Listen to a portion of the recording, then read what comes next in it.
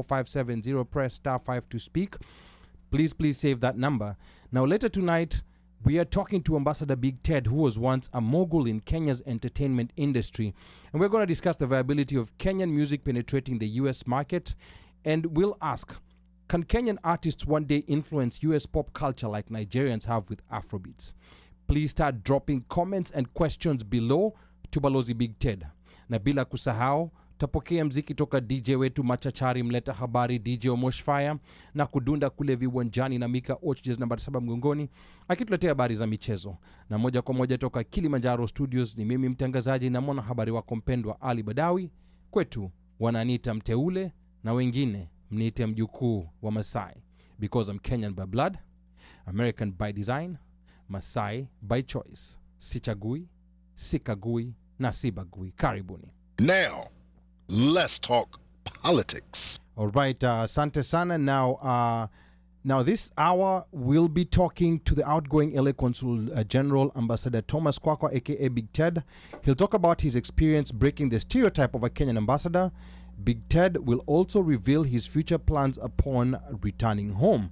And we'll also be asking if he will be involved in President Ruto's upcoming trip to the US on an official White House invitation. Now, please start dropping comments below and let us know that burning question that you have for BigTed, who is already with us. And I'm your co-host and producer, Ali Badawi. It's Friday the 26th of April, and we are streaming live from Kilimanjaro Studios outside Washington, D.C. Please remember to follow the OneMic Show on Facebook, Instagram, YouTube, and now we are on TikTok. No longer coming soon, but we are live on TikTok. On panel with me is Mr. OneMic Kamakawa.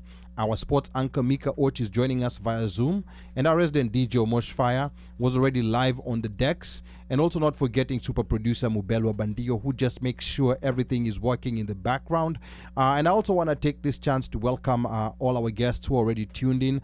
I can see Slay kama kawaida yuko pale ndani. Washeke Ndirangu karibu sana.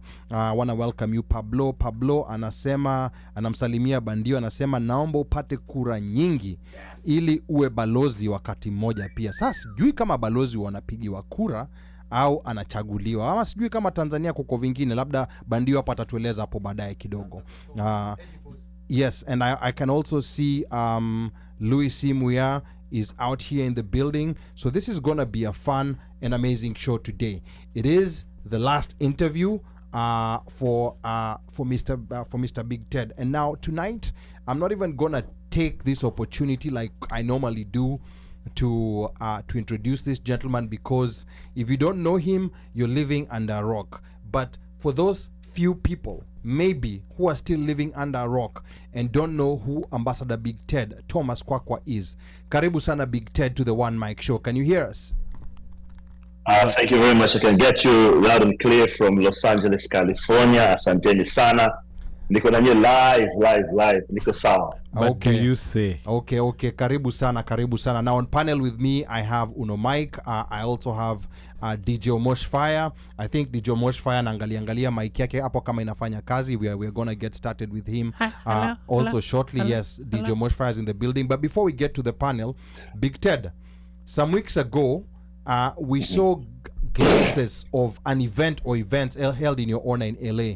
Please, maybe just to get us started, start by telling us what these events were and like what they were for, because they were kind of like, from what we saw, the events that were kind of in honor of you. So briefly, for those people who are not in LA, talk to us about those events. All right, thank you very much. So what happened is a couple of people in the different states decided to hold farewell parties for me in LA. I'm actually headed to Seattle this weekend for a farewell dinner, and then next week Seattle for the farewell dinner, and San Diego I was there also. It's basically the community saying thank you. For me, it's overwhelming because I didn't expect it. I wasn't working towards it, but they're telling me it's their way for thanking me for whatever it is that I've done and for the service that I've given to the community. So we had a chat service, 2 chat services, we had a barbecue, and we had a party in the night at one of the local clubs in Los Angeles. Okay. Kwa hivyo kanisa, sherehe na park. Vile inafaa. Okay, so you touched all the bases, all the different constituencies. Constituencies that typically we don't see, like Kenyan ambassador, Kenyan diplomats engaging, especially your constituency, ya Pax, na your constituency, ya Sherehe. So very interesting, BigTed. Now, real quick, BigTed, how much longer do you have in your tenure? We know the announcements were already made. Former IBC CEO Ezra Chiloba is the one who's slated to replace you. But how many more days, weeks, or months do you have before you get kicked out of the mansion? Before he hands over. Yani, you had to say kicked out. If he doesn't leave, he'll be kicked out. Omeralus don't get kicked out; they just move on. Okay. I have a week. Mm-hmm. Oh wow. 1 week in office before I head back to Kenya. Okay. And for purposes of conversation, is that I spoke to my incoming colleague today. We had a long conversation and discussion about life and just that whole thing of maneuvering and going around the diplomatic space, especially here in Los Angeles. Okay, so interesting to know now as you prepare to leave, and very surprising, it's just within a week. Now, for people who don't know, is there like a handover ceremony? Because this is very mysterious to Kenyans. We just see an ambassador and then we see another ambassador. We don't know what happens in between. So is there like a handover ceremony, like the way a former president will hand over to the new president, or rather an outgoing president will hand over to an incoming president? How does that transition work? Will you maybe be mentoring the new incoming Consul General Ezra Chiloba, or how exactly does it work? Do you guys never meet and it's just unatoka and then anangoja alafu ya anaingia? Just take us through that for those maybe who are not familiar. All right, number one, government never has vacuums. Government can never have a vacuum. Anytime somebody leaves, there's always a system and a way and a process of the other person taking over. So there is already a very intricate process. Remember, this was announced 2 months ago. So for 2 months, we've been preparing to hand over. I have a deputy, a head of chancery, who I download a couple of things on. I have a first political officer, and then I have different other people in the office, including the incoming, who I share with bits and pieces of whatever needs to come in. And as the other person comes in, it just joins together like glue. Okay, but do you guys meet each other? Hey, hello, how are you? Here's your office. Ama wewe unaenda na yeye anakuja kikuja. There's no shadowing. Yani, you don't hand over a sword. No, not really, because you see, even if you're leaving, you leave a senior officer who's able to take the next balozi onto the next step that he needs to take in. So for ours in particular, I have my handover notes, which I will send to him. I also have handover notes which he gets when he comes to the office. And of course, as a matter of courtesy, I've also done for him a letter, which will be on his table when he comes in. Okay. So you will not meet physically? Not necessarily here, but probably in Kenya, most definitely we shall meet. Okay. All right. Okay. That's quite interesting. And upon returning to Kenya, as you're going to Kenya, we normally see sometimes diplomats, like leaving the diplomatic post and transitioning into the Ministry of Foreign Affairs. So do you have your desk there waiting for you at the Ministry of Foreign Affairs to push some papers, or do you join the millions of Kenyans in a jobless corner somewhere? Ama uko na exit interview that does not involve foreign affairs. Well, number one is once you exit the service, you're still an employee of the government of Kenya. And the government of Kenya chooses where to place you and in whatever capacity they require you to serve. That notwithstanding, is I have been a voice and a player in the creative economy in Kenya for the last 28 years. And I actually intend to go and be louder than I was before. And because just like in the Bible, it speaks about Joshua sending out this 12 spies into this promised land. And they went to this promised land, and 10 people came back with a bad report. But 2 guys came back with a good report, regardless of whatever it is that they saw. So I believe in this particular case, I'm the two who are coming back to tell you that yes, we can conquer that market. We can be number one. We can influence the culture there. We can influence the culture all over the world. And just to tell Kenyans that we are not too far. We're doing well. Our music is good. We just need to believe in ourselves more. In fact, let me help you. What this particular thing has just done is continue to solidify my thought and my belief that Kenya is a force to reckon with. We just need to believe in ourselves more. Okay, now, Balozi, there's we've seen Balozis come and go, or let me say we've seen Balozis go and go, but we've never seen a Balozi go like you. We've never seen a Balozi go like you. Like typically, you know, like maybe a small church group may host him, Kwaheri, but typically we've never seen this happen. So exactly what is it that you think you did different from others who came before, that when a lot of these others were leaving, it was like goodbye. Nobody was even eager to see. People were ready to see them go. So what is it that maybe you think that you did slightly differently, that everyone from every corner, from the religious circles, from the social circles, from the entertainment circles, everyone wants to host BigTed and wants to say goodbye? And there was even like a petition that was moving around that BigTed must stay. So talk to us about what it is that you think has made people react in this different way compared to other Balozis. BigTed.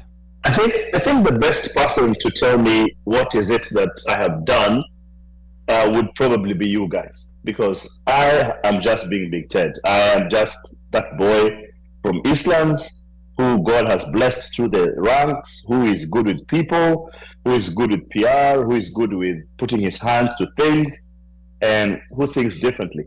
But also, if you look at it differently and psychologically, it's just my generation is actually the people right now in America who are calling the shots. The you guys on the table there, by the way, big up Omosh from Zach in the UK, our cousin.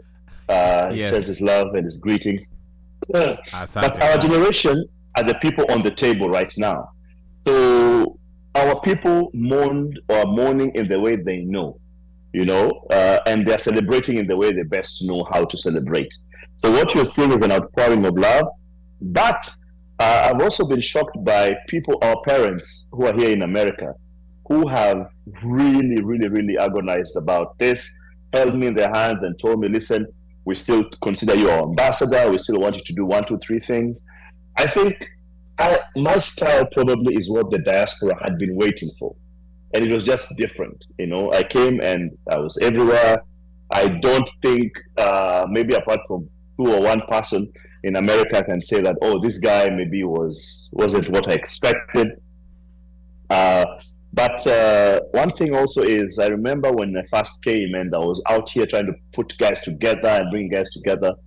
One of my friends, Nancy here in LA, Nancy Gakere, told me that, Ted, we shall push you back because we are not used to people like you. We're not used to the ambassadors, the Balozis being like you, where you're out there and everywhere. So expect a pushback from us. Nasiko ubaya. So I've just come to learn that probably I'll set the precedent for any other ambassador who can come to the States or come to LA to be able to follow. But again, also understand that whenever you're operating in your area of calling, then you always excel, because I cannot be as good as Jeff Koinange at being Jeff Koinange, but I can be the best than anybody at being BigTed when I'm being BigTed. All right. Asante sana Balozi BigTed, and you know, a couple of questions coming here. You know, like we do have, you know, like another live audience in the studio, so some questions are also coming from out there. But I first want to remind the listeners that you're tuned into the OneMic Show.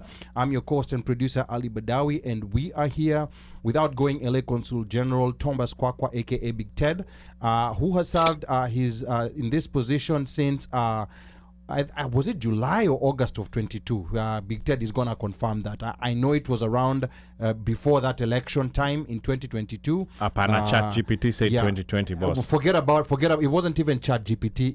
It was Meta AI, Oh, which was just giving some random facts. Okay. Yeah, okay. but for those who don't know, BigTed was once a mogul on the Kenyan entertainment scene. Maybe he still is, and he's here tonight on his last interview And by the prior way, to leaving office, and we are happy to be hosting the last interview. Kwaka, not Kwaka, Kwakwa. yeah, Kwaka. I mean, you know my Nairobi West accent. You know how it goes. No. Anyway, our lines are open.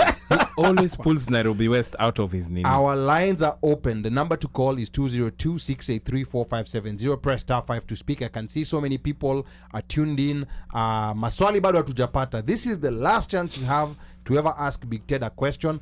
We don't know where he's going. Later on, he's going to be telling us whether he's going to be going into politics, whether he's getting a cabinet position. He's going to be revealing that on the show. We don't know exactly what it is, or if he's going to be a CAS, or if he's going to be on the Jobless Corner crew. We don't know. Like he's going to be telling us. So we want you to stay tuned. Akona kaproti. And then later, we'll talk about some unexpected challenges that BigTed encountered while working with diaspora Kenyans. You know that diaspora Kenyans are very complicated. And very special. Yes, and a very special group of people. He'll be telling us that. But before we go back to BigTed, I want to come back to the studio. I think Bandio is the one who had a question. Bandio, twende kazi. All right, Honorable BigTed, I say salam.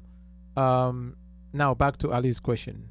My question is, what I would like to know, how or who dictate your schedules? Like, what do you do from Monday to Friday? Is it coming from the State House back home, or is it just you? I mean, who really schedule what you do? And once I know that, maybe that's the reason why you're doing things different and people are so in love with what you do. So if you can tell me, it's like Monday to Friday. I mean, how do you decide what to do, when to do? All right. So my priorities are usually on Tuesday to Thursday. Tuesday to Thursday is what we call our consular days at the consulate, where we give passports, IDs, things like that. So I always make sure that I'm in the office between Tuesday to Thursday. Monday usually is my field day. I have tried doing the Mondays to visit Kenyans who are doing business, Kenyans who have their hustle, where I can go just sit with them, whatever it is. I've gone to a garage and just sat there half a day with the guy, just talking and finding out what exactly he's doing. And then Fridays, the typical diplomatic day ends at midday. But I find myself working twice the whole day because that's when I do a lot of meetings and networking. One of the biggest things about diplomacy is you must be a people's person. And in fact, when I go to Kenya, one of the things I want to keep on pushing is not the fact that necessarily you need a degree or whatever. What you need is to have is passion for your country. You need to be able to lift your flag regardless of wherever it is that you are. And I found myself that that has worked very, very well. Who dictates my schedule? You actually plan your own schedule because you see your own boss and you have a whole team of people to follow up in. So what I try and do is I focus on the office, but I also focus on key events and happenings outside that I'm able to get myself into to just build and to help the Kenyan perspective that I have. Okay. So last question. I know you've been what I consider successful ambassadors amongst East Africans here. And if I'm not mistaken, also you leave a letter to your upcoming ambassador, right? What do you think will be your advice to him? You don't have to give us details, but would you tell him about, hey, be a people person, spend time in DC and not in Missouri, You're going to give him some do's and don'ts, right? Called No. I think I spoke to him today we had a 2-3 hour chat. And for me, the biggest thing is just for him to set his own legacy. You see, I keep on insisting. In Kenya, we say Jeff Koinange probably is the best newscaster. But I tell young people, they will never, ever be as good as Jeff Koinange at being Jeff Koinange. They can only be better than Jeff Koinange when they are themselves. Their own so I don't think he's coming in to be me. he's coming in to set his own thing, and maybe he has his own strengths that he needs to focus on. Otherwise, if he tries and do BigTed, or does a BigTed, then he'll always struggle, because I mingle with people easily. I'm at a party very easily. I'm at a funeral very easily. I'm at a wedding. I just mingle because that's who I am. So it's there for you to bring in your characteristic and your character, and make sure that your character is what defines your legacy and your job.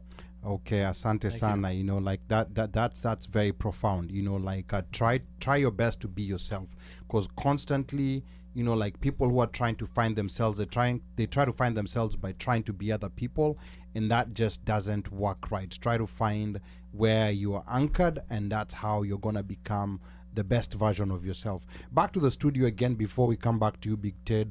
DJ Omosh Fire, you know, like I asked BigTed a question and he threw it back at us. Like maybe we are the ones who should say like what exactly it is that we feel he did differently, to the point where people are almost sad to see him leave. What exactly is it from your perspective, Omosh Fire, from the first time when we interviewed him when he was still fresh here, and right now when he's almost leaving? What is it that you feel that he did in a very different way that maybe touched you or touched other people in ways that they did not expect? DJ Omosh Fire. I'd say, and Omosh, I'm not talking about buying for you food at anti-theft in Kenya. It's not about food, it's about work. It's about work. It's about work. Those domestics mtasort baadaye. You may attend. Ukutoboa vitu. Yeah. Anyway, let me answer the question as I was asked. Anti-theft. I came with this guy. So I would say being accessible, easy to communicate to, and also being honest and an open book. We haven't had accessibility to folks in the diplomatic corps, and when we have had that type of connectivity, we've always had to go through either some sort of communication channel or some media person or something like that. And in the case of Ted, we have direct access, so there's nobody else who's translating things. And he's been very much an open book with us on the show and off the show, in terms of things he sees, things he's doing, and things he wants to do. All, again, encompassing the diaspora. And bottom line of it is in the name of Kenya. So for me, I think that's the big takeaway for anybody else who is trying to do this ambassadorship thing. Basically, you need to find a way to reach your audience. Who are the people where you're assigned? Okay. Omosh, asante sana. Uno Mike. Yes. Same question that went to Omosh. Is there what is it that you saw? Because we've been interacting with Balozi from when he touched down to now that he's almost 1 week to being kicked out of the McMansion in LA. What is it that you feel that he did different, that he was able to touch so many people in a way that we've not seen almost any other diplomat do in our lifetime here in the US? It's thank you for that question. It's interesting. I was having a tete-a-tete debate one-on-one pertaining this particular interview with BigTed, and I just said what I said was BigTed reminds me of Odembo. Mm-hmm. And how Odembo was outgoing, like reaching out. Like there's one time he actually castigated the Baltimore community because he had been more out of the DC area, DMV area, than he had been to Baltimore. Yeah. And he was like, you guys have been waiting for your invite, like, you know, and I'm just down the street, but I've been everywhere else. But you know what, finally he was invited. But I think it's also the accessibility. It is the way he set out to put a functioning system. You know, many of us did not know what what the LA consular does. The LA Consul General, yeah. We always knew there was an LA Consul General. But we don't know what they do. But it was a mysterious we don't know. It was just a position, position that was there. We don't know what exactly they did, their job description, whatever. You know, now only people now, guys from Cali around that area can tell us, can effectively tell us with what has been done in the last 2 years or there during BigTed's time, how effective his foot stamp has been. But it's his, even in other groups that we can see, the way he communicates, the way he talks to people, you know, it's also a way sometimes people come for him, but there's a way an our poesha. Yeah. I'm like, let's talk. Yeah, there's no point of matter. Let's talk. What's going on? And he's really trying to enhance the gospel of Kenya can do better. Yes. Simple as that. I think that, and I'm yet to see somebody who does that. Yeah. Maybe Odembo, but we never really got a chance, especially with social media stuff like that. But what this guy has done, based with the tools that he has, it's commendable. Okay. Yeah. All right. So quite interesting. A couple of comments are coming here. I'm going to read them. A couple questions. of questions are coming. But for me, real quick, it was when Balozi came, when he was appointed, I did not know what to expect.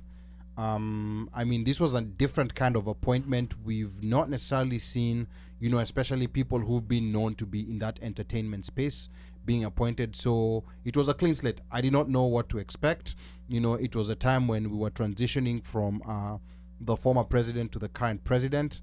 And to me, the one thing that made me realize very early on that we have something different is that I can't remember exactly it is who gave me his number. I was put in a WhatsApp group. I texted him. I was 99.759% sure I'm not going to get a response. But I did.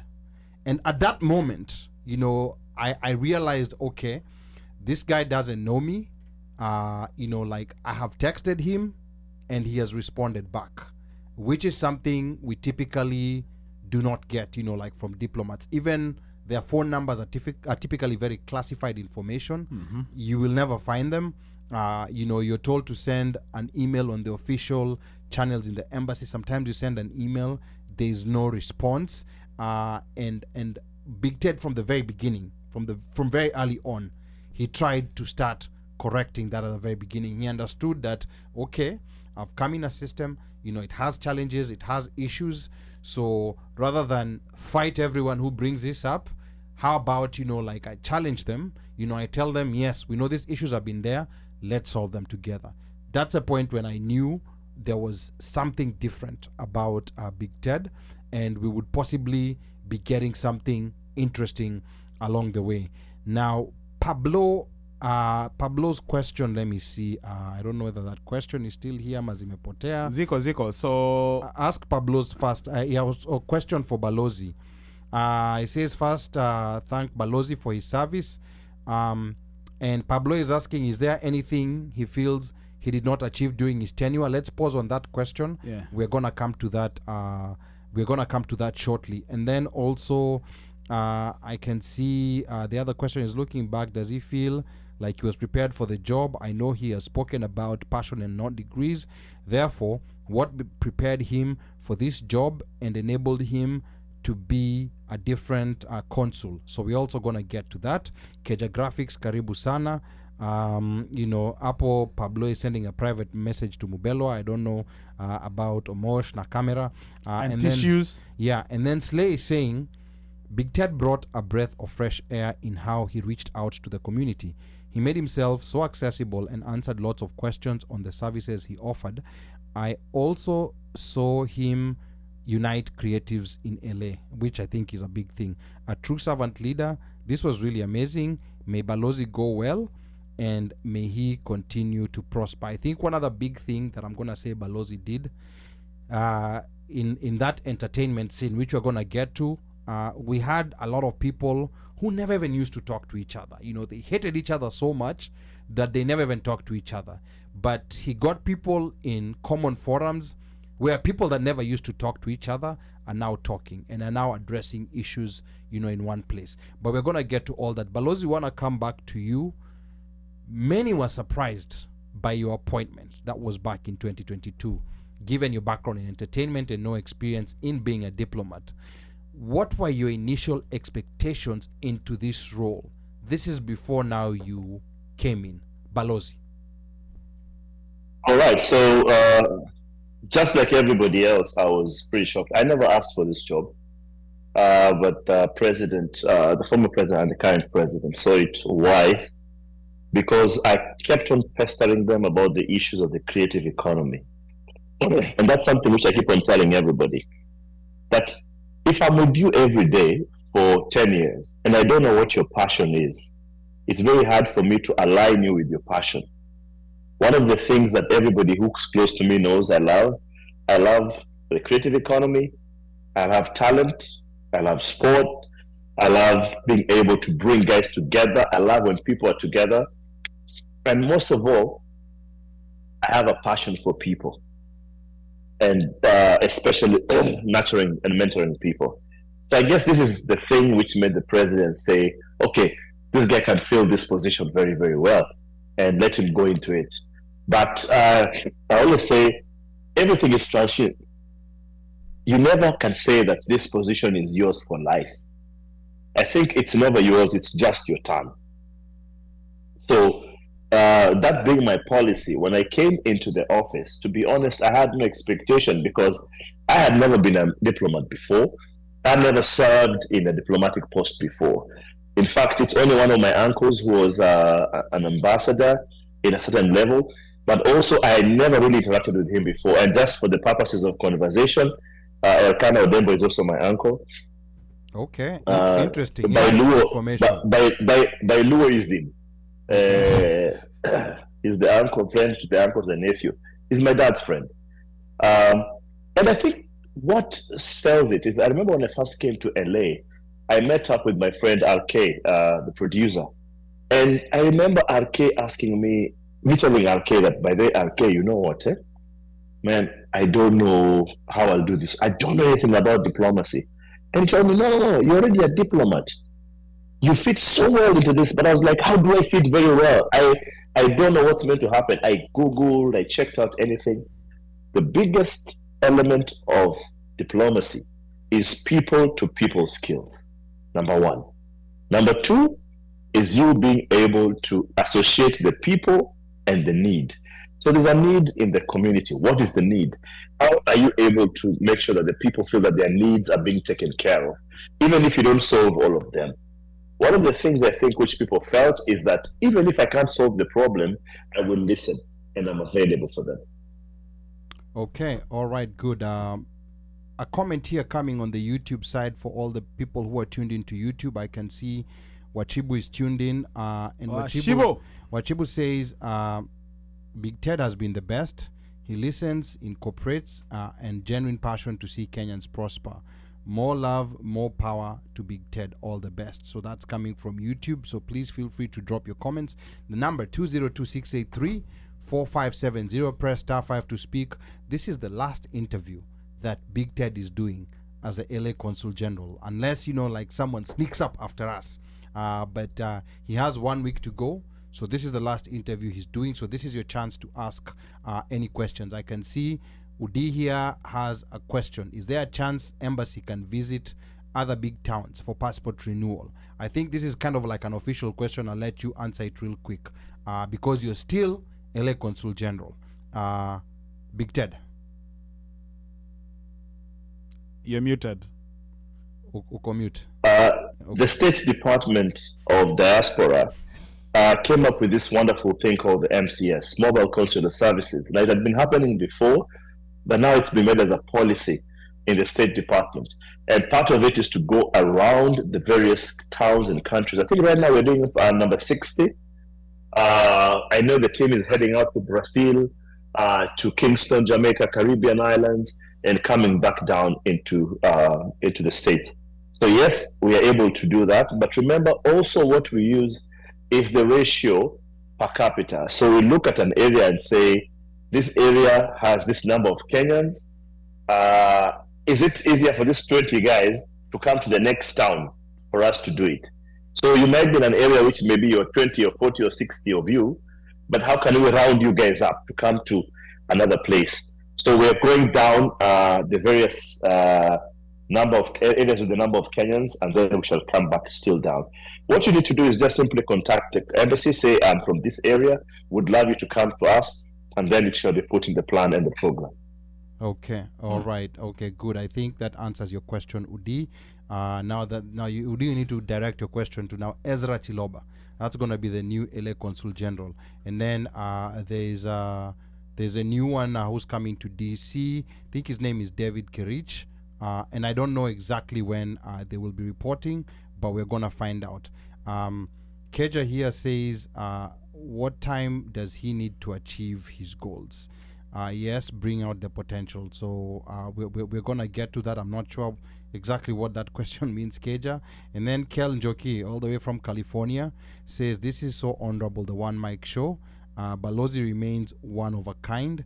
He really brought the LA office back. You know, like people did not even know, a lot of people did not even know of the existence of the LA office. Let alone what services they can offer. Yes, let alone what services they can offer, especially people who are out there in those farther west states. You know, like we would have people come all the way to DC not knowing that they could have taken a shorter flight to LA to get some of those services that they were looking for. And then Keja Graphics says he has a question. You can type your question, Keja, or you can call 202-683-4570. Press *5 to speak. Now, back again to you, Big Ted. Upon reporting to your post, you know, like when you first came, you very quickly developed a reputation for innovative approaches towards our diplomacy. What is this? And I know you've maybe mentioned this a bit before, but what inspired this style of engaging constituents when the diplomatic code that was previously there was known not to engage? I mean, this is a new profession you're walking into, and you're walking in with a totally different style. Big Ted. All right. So I think probably that last statement has been my biggest gain, that I did not come with a set mind. I'd never done it before. So I was coming into the field just fresh and saying, you know what, I'm going to use this route. Technology has helped us, that we are able to do so much. I know you guys tried using AI, it failed you earlier on. But technology has its gains. And part of the gains that technology has enabled me to be able to be effective. I'm in over 200 WhatsApp groups in America, and I join one every day. Why? Because if that is where people are, then as the Consul General, that's where I'm meant to be. Because I wasn't sent here to hang out with two people. I was sent here to serve the whole of the populace available. So I'm in groups even for Dallas, DC, Wisconsin, Alaska. I mean, some strange groups just for them to feel that the ambassador is here. And the other reason why some of the groups are very heated and why they try and direct all their bullets towards me and their firepower is simply because some people have questions they want to ask government, and they've never had government with them. So I'm a representative, whether they like it or not, of the government, of their government. So whether they love the government or they don't love the government, I am the representative of the government in that group. So sometimes when guys are really harsh and crazy and everything, it's not kubaya. It's just that niko na swali na serikali, na since I can't speak to the president, wewe ndo ndakuuliza. Na lazima unijibu. So I just take it as it is. Okay, and now that's quite interesting. But then again, and you've already talked about the question that I'm going to ask you next, which was because despite your passion, there are hurdles that you must have faced, including, you know, like people being outright disrespectful and sometimes being abusive in some of these WhatsApp groups that you've put yourself out there. Maybe what are some of other unexpected challenges that you encountered while working with people in the Kenyan diaspora, Big Ted? I think one of them is basically, but remember I've done this for about 28 years, so I'm my skin is well insulated against quite a bit of stuff. One of the most stranger ones, which happened just a few days ago, is there's a particular person who keeps calling me, and they kept giving me data about other people, and I keep quiet. They'd give data again, they'll call me, and this was a very strange one because they wanted a favor from me, and because I wasn't able to give them the favor a year ago, they actually went ballistic on me the other day, and they kept telling me, to be honest, they actually wanted to have a party in my house, but I refused because of I'm a visitor here. I can't do it. They're very as a diplomat and as an ambassador, I have to follow so many rules. And as I'm here, can you imagine the person lectures me how this is not even my house, how I don't even live in Beverly Hills, as I said. I just live somewhere in LA. I mean, that house is not even nice. And in my head, I'm like, Jesus Christ, like, do I answer this or do I keep quiet? You know? Now, my training is I never react to your energy. And before I talk to you, I have to understand where are you coming from. You see, you might be asking a question from a place of pain. Me attacking you with pain is wrong because I don't have the pain. I can't feel the pain. So you can also attack me from not knowing, you know? Like I hear a lot of people on social media putting out stuff about the government, about the president. In my head, I'm like, but that's not true. Or about Kenya, someone saying, oh, Kenya is useless, it's the worst country. So like now there's this flooding thing which has been going on.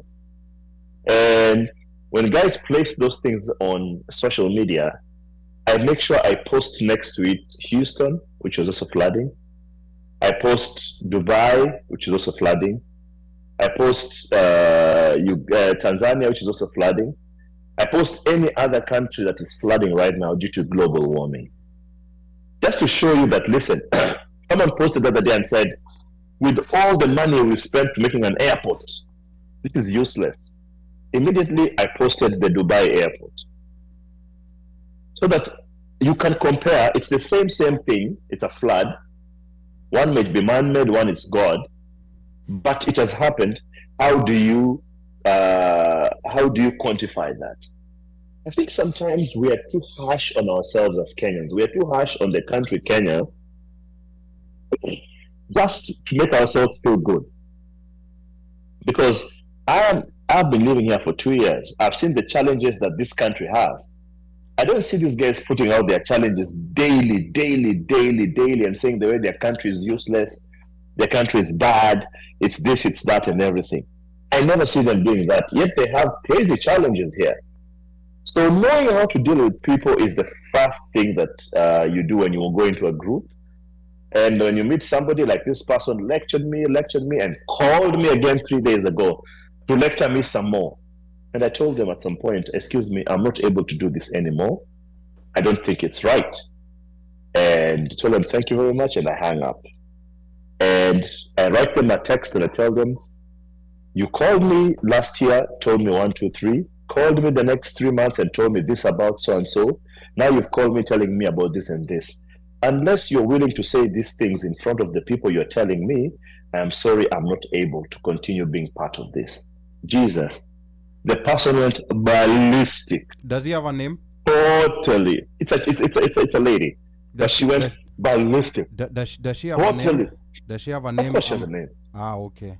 But she went totally ballistic. Totally, man.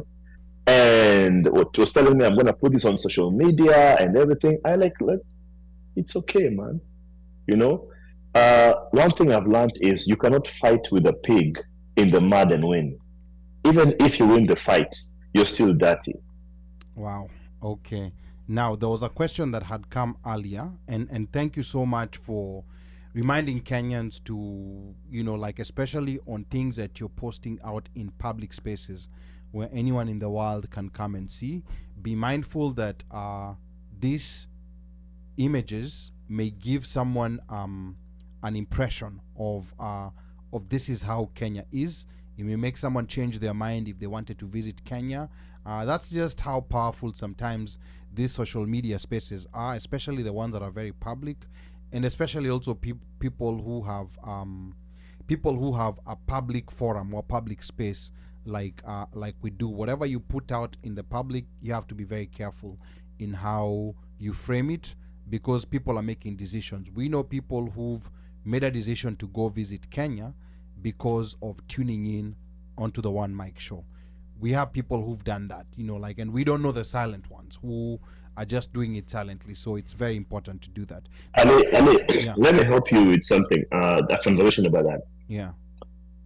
Most of the AI generated information is based on an algorithm of what they have online.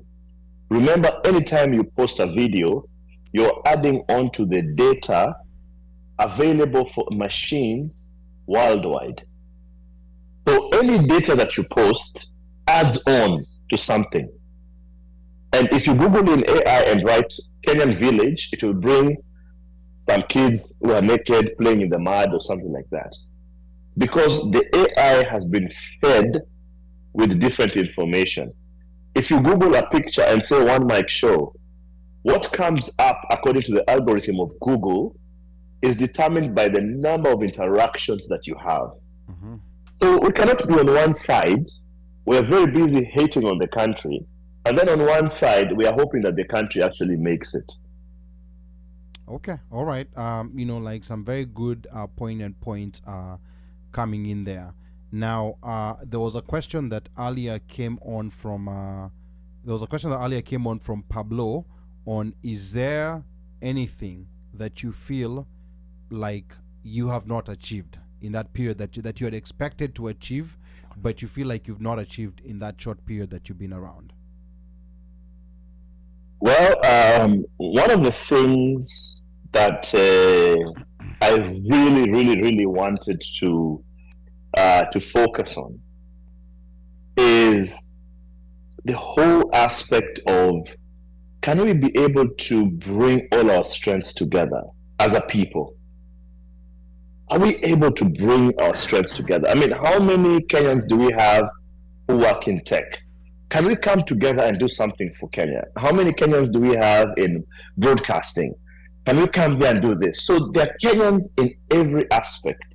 I really, really wish that we would have been able to bring people together and then harness the potential in every group that we have.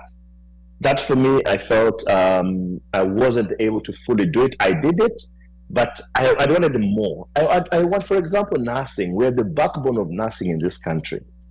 Are we able to get these nurses to create some sort of school or course or whatever which can support nursing back home? Are we able to train caregivers in Kenya so that they can take care of our grandmothers, our grandfathers, our aunties who are sick everywhere? Are we able to do all these things whereby we bring together the strengths that we have? Number two, are we able as a community to put together our energies to support the Kenyans who are struggling in different places?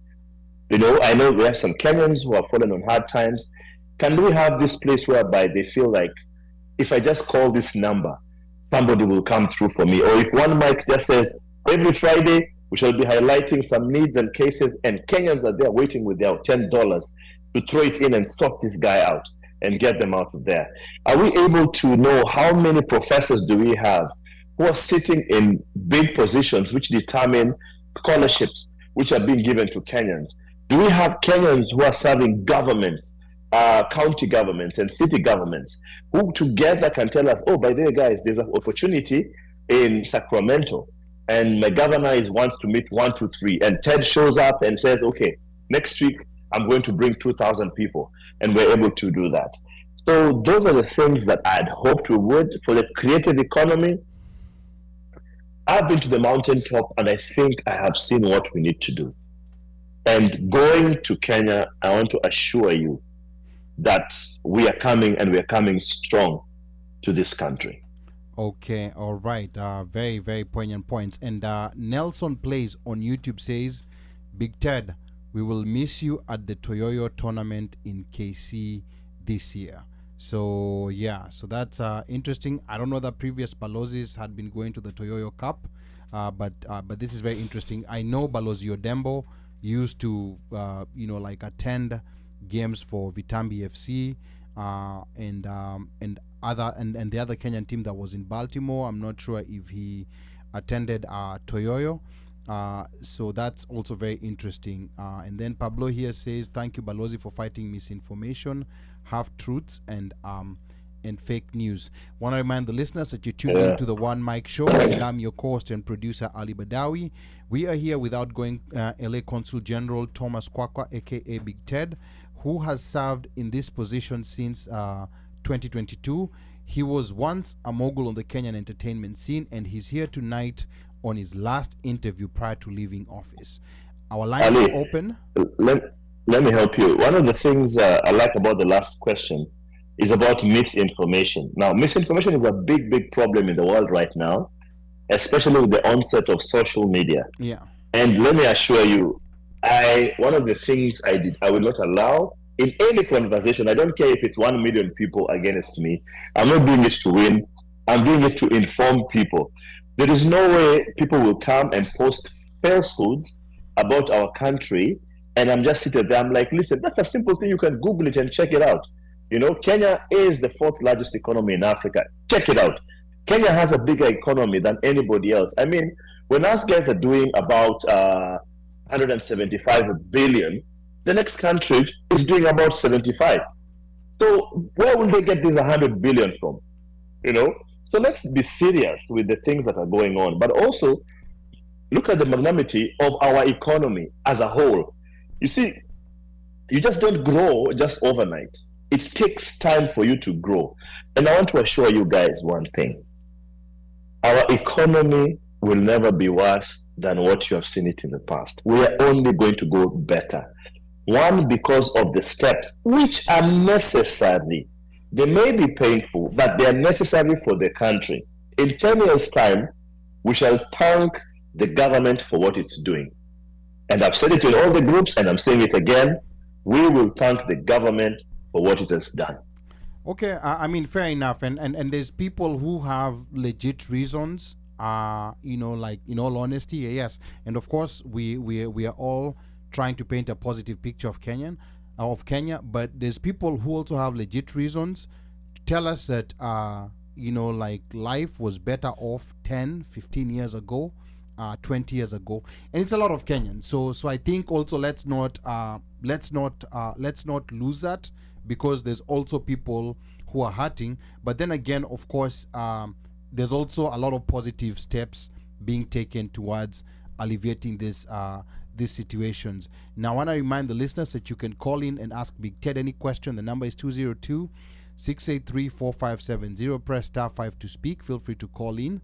Later on, BigTed will tell us of innovative ways that we can use our world champion athletes to market Kenya. So I want you to stay tuned for that. Maybe he should head that department. Yes, so Magical Kenya. Yeah, I want you to stay tuned for that. I know people have a lot to say about Magical Kenya, Tembea Kenya, but North African chapter. BigTed, now when we now come to talk to you as an entertainment person or someone who's been in that industry for a very long time, with your experiences in LA, which is kind of like the entertainment capital of the world, do you at some point see the LA consulate as a doorway towards maybe breaking Kenya into the Hollywood market, BigTed?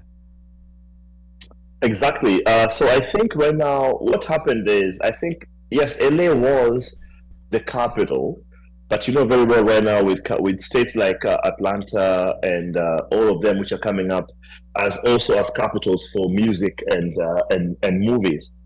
One of the things which happened today, I met the Motivate family. They're very, very big on TikTok. They have so far accrued about 1.5 billion views. 1.3 billion views. I think in Africa they are almost second in East Africa, I think, to Diamond or something with 2.5 billion. And they have received this amazing influential invitation to Influential Black Creator Summit by Disney. And using people like this to be able to sell Kenya, I think is very, very important.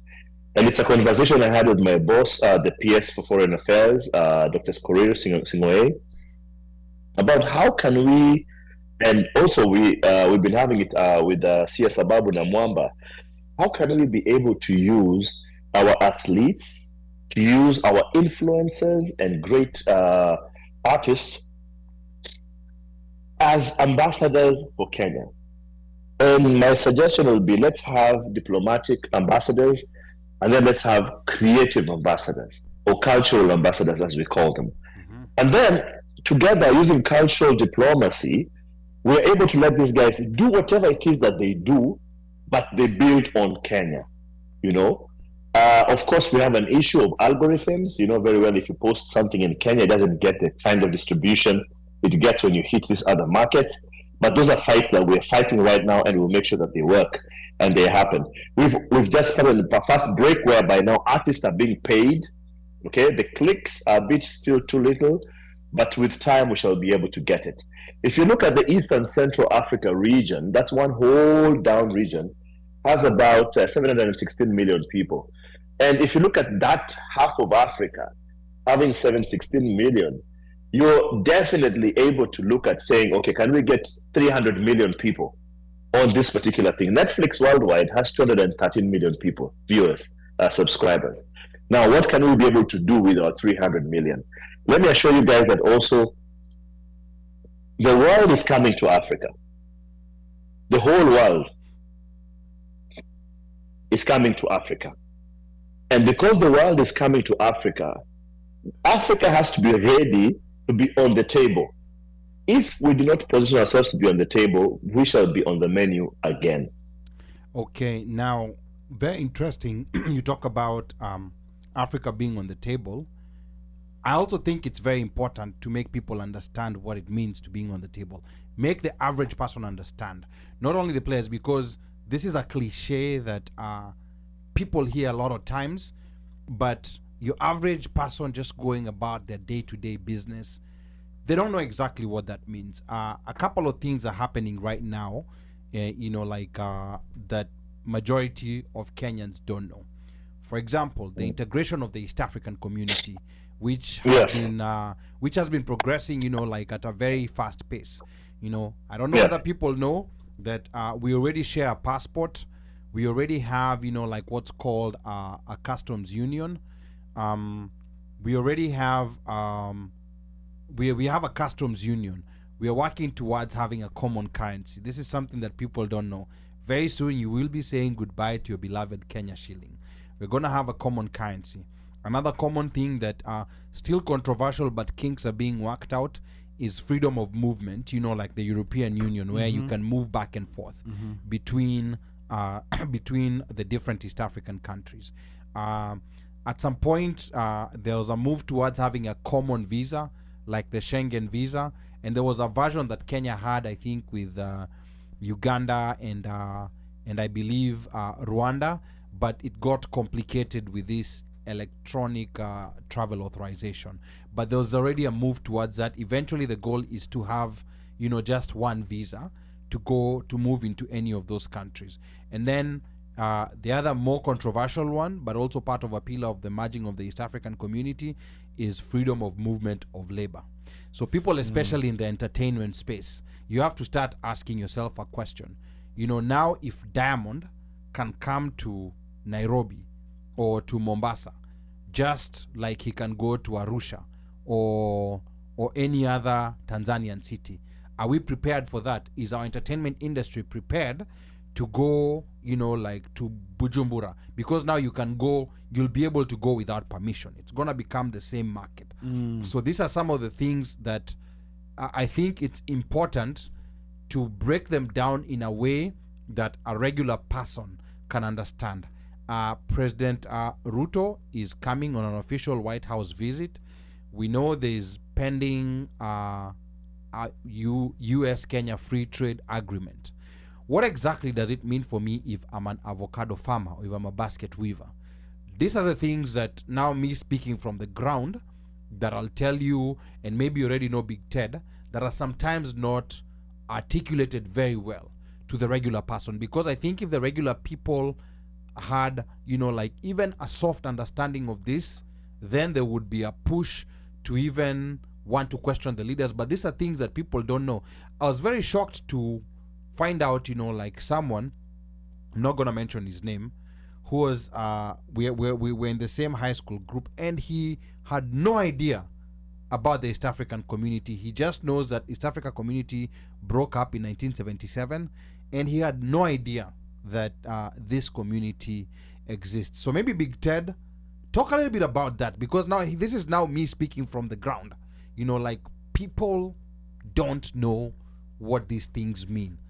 Being on the table or being part of the menu. It's funny you say that, because there's somebody in the comments, Su Kagweri Karibu Sana, is asking, what does it mean to be on the table for Africa? Very, very genuine question. It's a very genuine question, and most people don't know. It's a cliche that gets thrown out, but people have a lot of people don't know how to digest it, because they don't understand exactly what that means from their personal perspective. Yes. BigTed.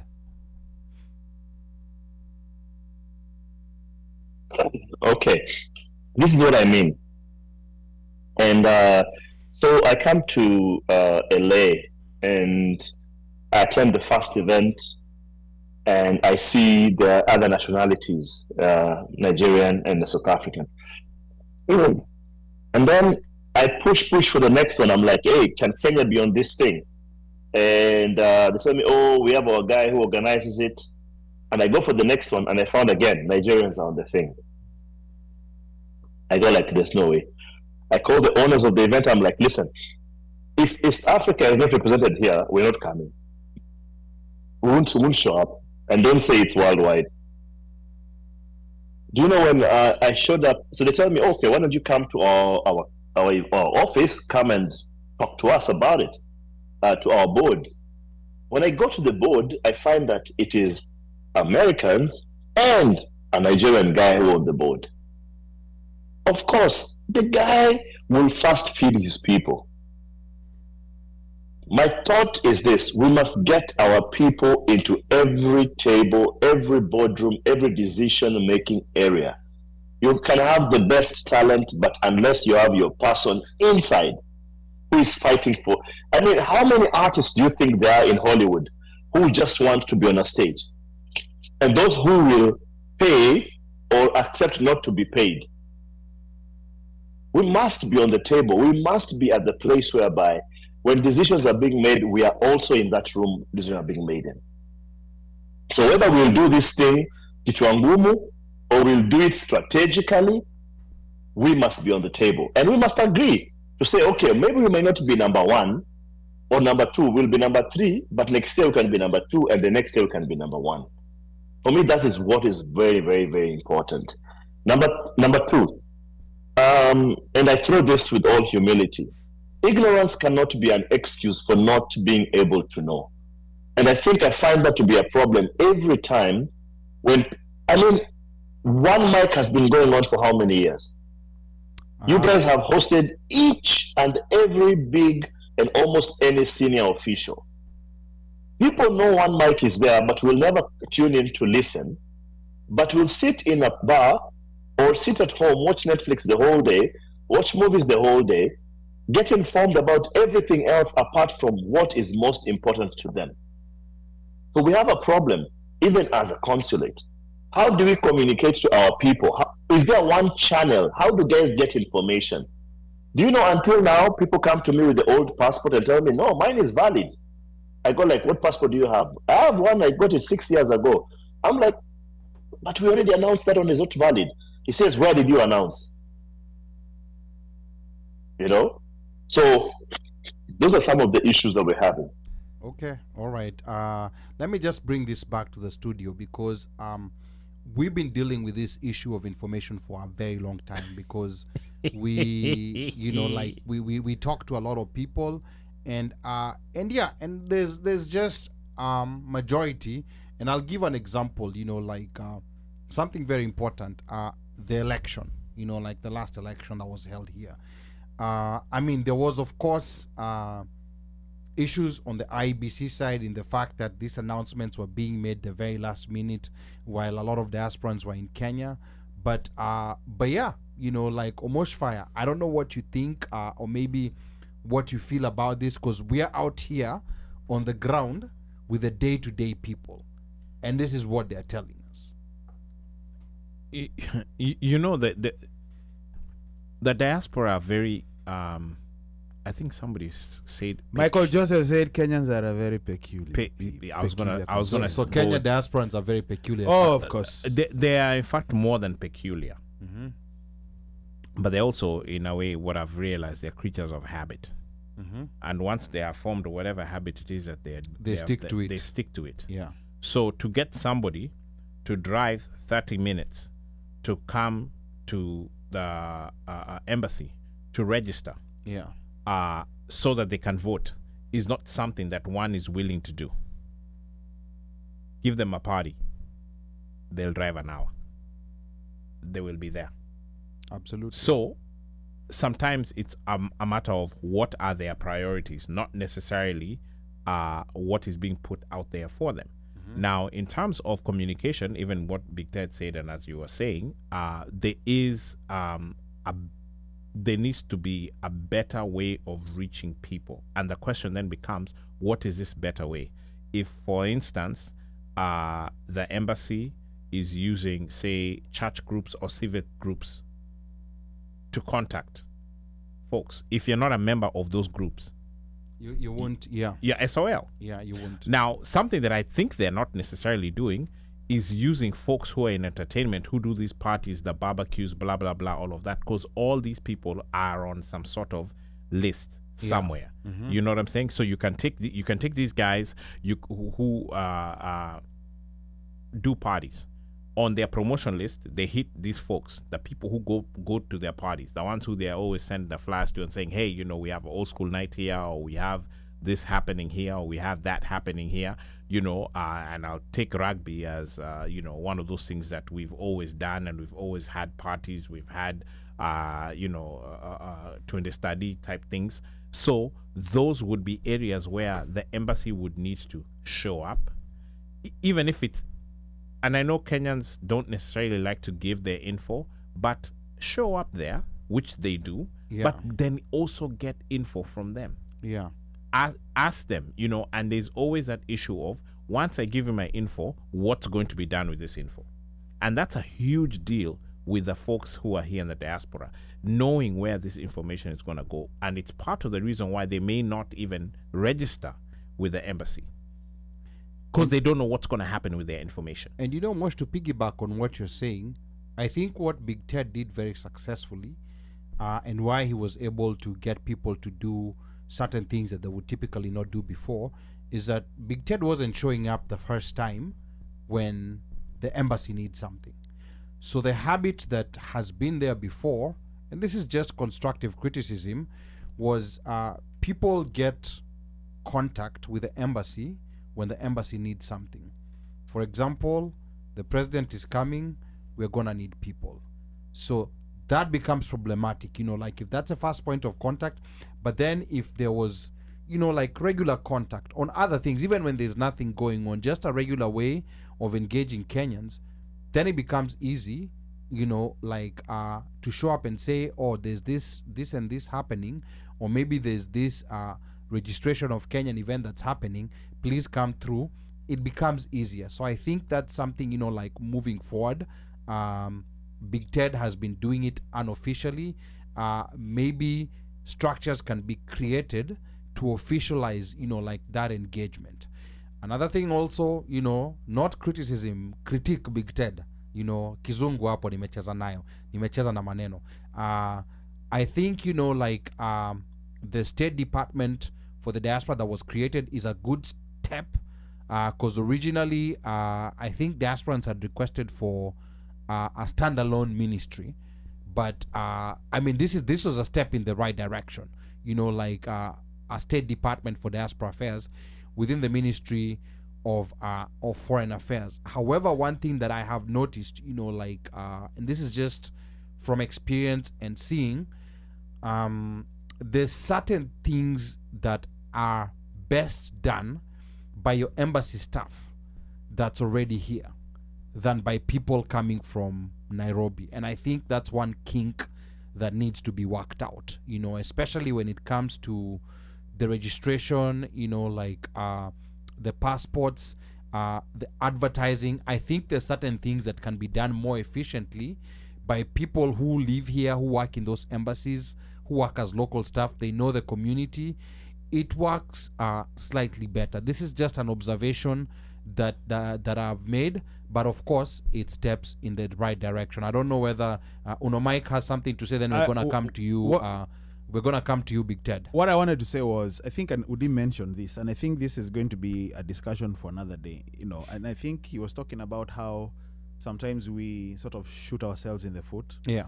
And goes to Udi's comment, which he says, we also have to admit that we have a lot of crabs. We are crabs in a barrel, because we sort of seem to want to pull each other down, not prop each other up.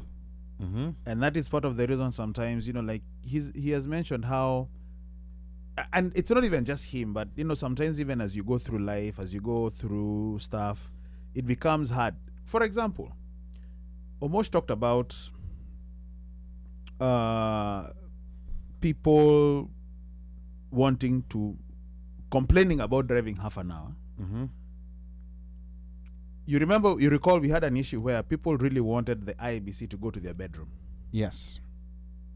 Online, basically. Yes. Yeah. They wanted to do this online.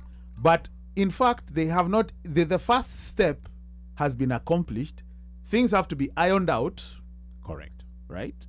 In order now to facilitate, even before we get to online, can we now first facilitate just going into the embassy and registering or what is needed before we even do that? It has been presented, but we'll find a way to knock that down. We have been fighting for a while to get the ability for the US, for Kenyans in the US, to vote. Yes. To cast we a have been ballot, complaining. We have been whatever. We've launched, and I remember even Kerea Expect Peter, putting a motion, and of course the response that we got was, we're following the Constitution because it's a process. The process finally arrived. What have we done? It is here in DC. 300 Saba 300 total people. all through In whatever. So it may not change. It is definitely not going to change with us. Maybe our kids, but it also depends on what we're teaching our kids. Yes. Depends on what we're teaching our kids. Let's go to BigTed. Like we've talked about a lot of things. I just want him to chime in on a couple of those critics, not criticism, critics that we've put out, and it's all in the spirit of wanting better efficiency. BigTed. All right. So this is what I always say. Whenever you compare, what are you comparing it to? For example, if you compare the services you're getting from the embassy, mm-hmm. it's in comparison to what? If it's saying we want better services, what are you comparing it to? I'm here. I've had guys complaining about the DMV and other things. So it's sometimes it's eggs and oranges which don't match. Number two is, I understand that there has been the diaspora is averse to government services because of how they feel they have been treated in the past. But now when government comes and says, okay, we are coming out of our way to try and help you, where are they? Where do guys come out? Like, let me tell you guys, if, for example, we know very well in Seattle, we have 12,700 people, and we do an exercise and get 200 people. It means the other guys didn't care, they didn't hear about it, or they were busy. People are saying, okay, we want to vote. And you have to understand, for you to vote, you must be Kenyan.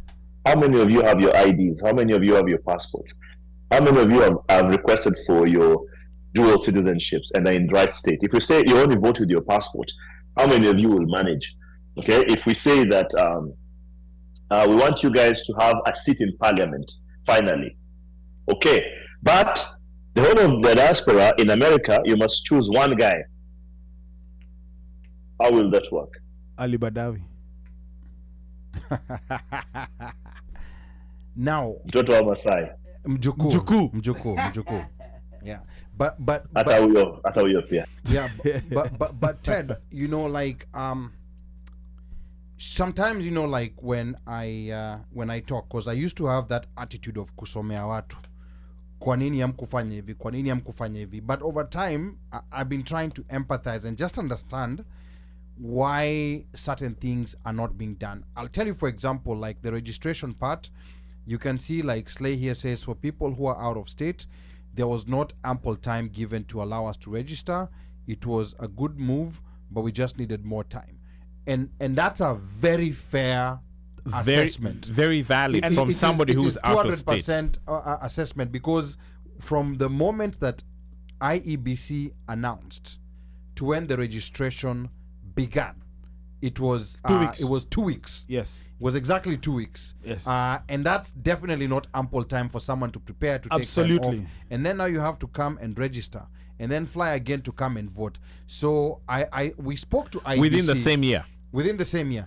We spoke to IBC, they came here and we gave them, you know, like a hint. I don't know whether they took it, but diaspora, for such things to get buy-in, you need to announce at least 90 days in advance.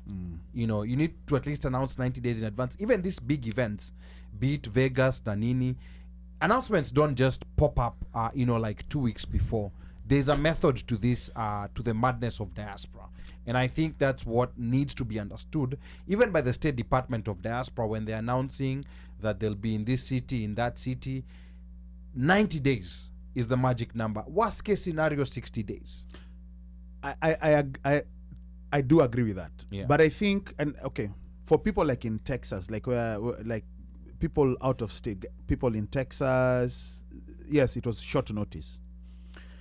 I look at the people in the DMV. The DMV had no excuse. Yeah, That's that's for fair me. enough. For me, for me, those ones, there's no excuse whatsoever, yeah. because you can. People will drive an hour to DC to hang, Correct. And that's what I was alluding to. That's what I was saying. but just to register and to get yourself stuff, to get yourself. Let me even take it. Let me take it further. Who do guys want in the diaspora to come on this show for them to tune in, all of them? Ruto. Guys had 2 weeks. Okay?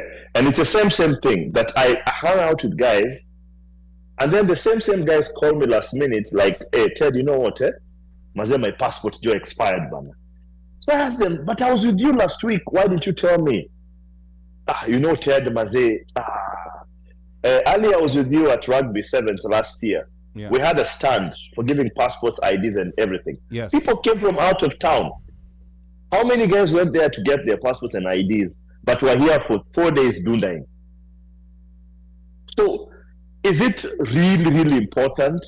And let me tell you, the culprits are usually your people, Correct. who will always call you last minute. Tell them, Maze, I've had an emergency. Maze, I need to go to Kenya today. The first thing I always ask them is, did you apply for a passport? So guys want it to be last minute and then complain that I'm at the airport, I called you, you did not listen, and you did not come to help me. Wow. You know, We get those calls here all the time. yes, we As guys who live in the DMV, we all, and I know I get those calls. Ali does. By the way, and Uno does. we are like a customer service desk, because we tend to, the people who work in Outreach. the embassy, they tend to get a lot of calls, so they have trained us on questions to ask, because we don't want to keep forwarding calls to them, because they're already getting a lot of calls. In fact, to me, local staffers, that's another group of people that rarely, you know, like They don't get is their out kudos. talk, but they don't get their due. They don't Don't get their due, because what they do outside normal working hours is, you know, and I think BigTed, maybe you've gotten wind of this or word of this, is very amazing. And to me, one thing that I would actually want, if I had the chance to meet with Prezo when he comes, is make sure these local staff are taken care of, because they're the engine that keeps, you know, like the day-to-day moving. That's very important. The work they do outside business hours, because we know them. The diplomats come and go. You know, they come 2, 3, 4 years and go. These are people who've been out here in the US for the last 15, 20 years or even more. so they're known to the community. Yes. So that's another group that I think I just wanted to plug them in, and it's very important maslahi yao iangaliwe vizuri. And it's funny we are talking about that because somebody is asking me here, ask Ted, what is the benefit then of the State Department? Kenyan State Department. Big Ted. Okay. You're muted, sir. Sorry, which State Department? The State Department in the Ministry of Foreign Affairs for diaspora. Yes. The State Department for diaspora in Exactly. Yeah. And now, you see, the Kenya Kwanza government made a commitment that it will set up a special State Department to handle the diaspora. And that's the responsibility that we have. Now, but let me ask you, I am sent here by the State Department of Diaspora to meet Kenyans. Where do I get Kenyans? If I want to send a newsletter today to all Kenyans in the States, who have the database? Where do you get Kenyans? Wow, that is a very heavily laden question. It varies, right? But we can answer that question. It varies. We can answer that question by telling you the fastest spaces that spread Kenyan information within our circles, whether it's positive or negative information. There are certain spaces where information moves fast. And I can tell you one of the spaces where information doesn't move fast. I know for a long time, the embassies have been dealing with places of worship. Let me just say churches. And there's a limit. The churches, they do have a crowd, but there's a limit. But the spaces where, from our own experience, where information moves fast is with certain influencers, and especially people who are within entertainment spaces. I know, like government officials, not you, Big Ted, because you already know that space. Government officials don't like hearing this, but that is a place where you need to go, where you can reach as many people as possible, even if it means paying those people who are spreading that information, because these are the people who can disseminate information to quite a big group of people 100. within a very short period of time. So to answer your question, that is a space that can get information out within the fastest time to the largest spread. Big Ted. So this is my thought. My thought is that this is a space which we can build together. The government does not have the space 100%, and you don't have it 100%. But we can build the space and add value to it by being able to create it and to create that space for this part. Yeah. So it's important that even as we go to the next step and the next level, that we build up these particular spaces. And that's why you see, you guys asked me if I can come to your show 500 times. Why? Because we need to build spaces that we can speak to our people in. Every group of people who have influenced people in the world have their own spaces where they speak to their people. So for us, it's either the churches. Our generation is not necessarily the churches. But the older guys, it is the churches. Ours, it's places of Dunda, social, rugby, Toyoyo, Miss Kenya, things like that. Now, what about the third generation kids? How do we influence them? Yes. So this is a step-by-step approach which the State Department is going to build the various levels that it can interact with our people. But for the beginning, we're starting with MCS. When you go on the ministry website, you get the microsite for the State Department for Diaspora. There's an option for you to register. And then you can be receiving some information daily, and it grows. I also think, let me say this. I also think not necessarily having a database, like you were saying, Ali, I think there are other ways that the government can definitely be can find ways, and like you're saying, those social spaces, getting those influence, especially here, if you want to communicate, because by a quick show of hands, how many people go to the embassy website? Zero. And I'll be honest. Yeah. I only go if there's somebody who has called me and their passport is stuck. But would the embassy be a good source of information if you need it? The embassy website. The embassy website. Embassy website. It actually would be. It would be. It actually would be, and the reason why I say that is like, you know, like when somebody is trying to apply for stuff, yada yada yada, all those forms are there, all the links, go to eCitizen, blah blah blah, step by step. They have all that information there. Now, so the question is, why is there information sufficient enough to really help you? Let's say, for example, if you want to renew your passport, there is. If you want to renew ID card or get information on your ID card, it's there. It is there. Yeah, all that information is there. Where is the disconnect? Is it that people don't? I'm assuming people don't know, or is it that people don't care to know? What is it? What? So you know, even or is the government? Even going back to even going back to the issue about voter registration, even people in the DMV. Because you know, like I'm in a space that's called customer success. So in customer success, we try to see the problem not from us, not seeing the customer as a problem, but trying to find out why is it that they're not buying this product, or why is it that they're not doing this, why is it that they're not using this feature. So you know, like I've been analyzing our population to that level, and I think, you know, like especially there was a time when the embassy had started being you know, like active on social media, but it's kind of like there was a pause or almost a stop. If you go check, you know, like the Facebook page, for example, there was almost a stop, and even I think X and other areas where they were in. If they could have, you know, like right now we live in an age of, you know, like a social media manager.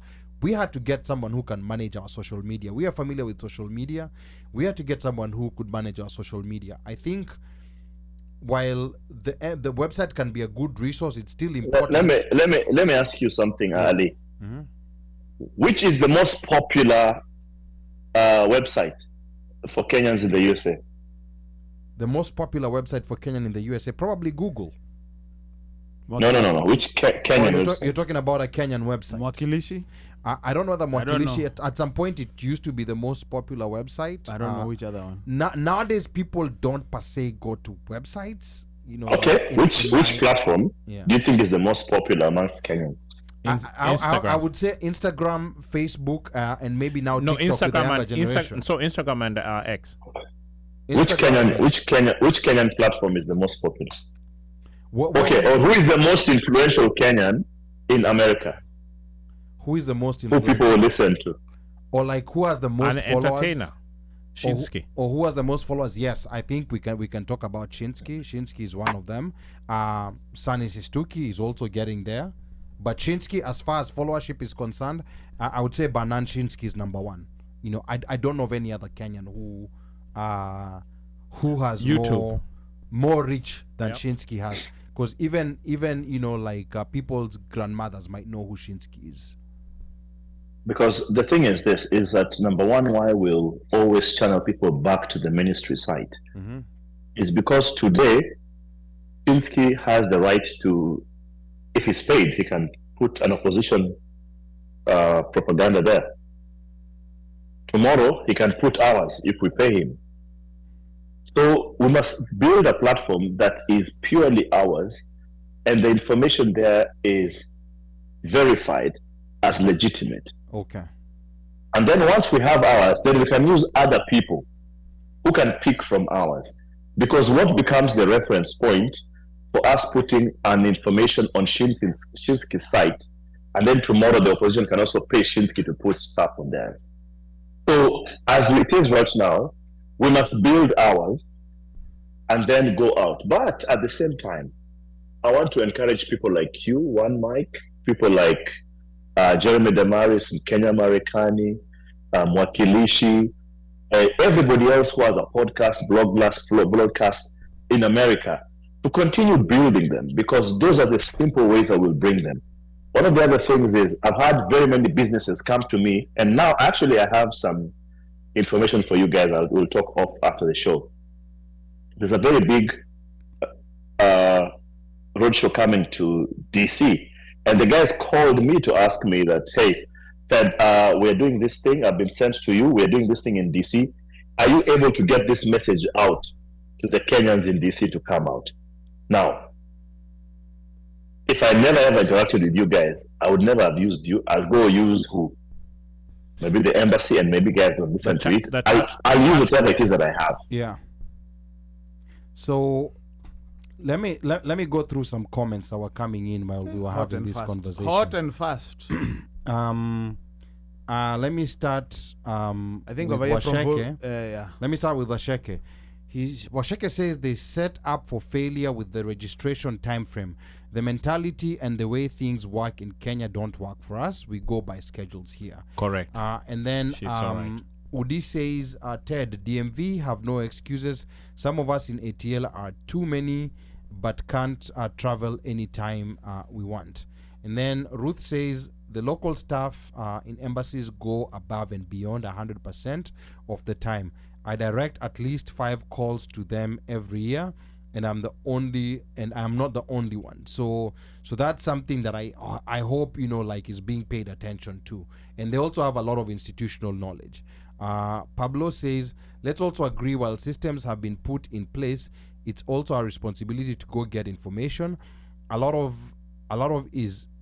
it are either ignorant or try to get information from unreliable sources. Yeah, and but also yeah. But also sometimes, if you don't know, you don't know.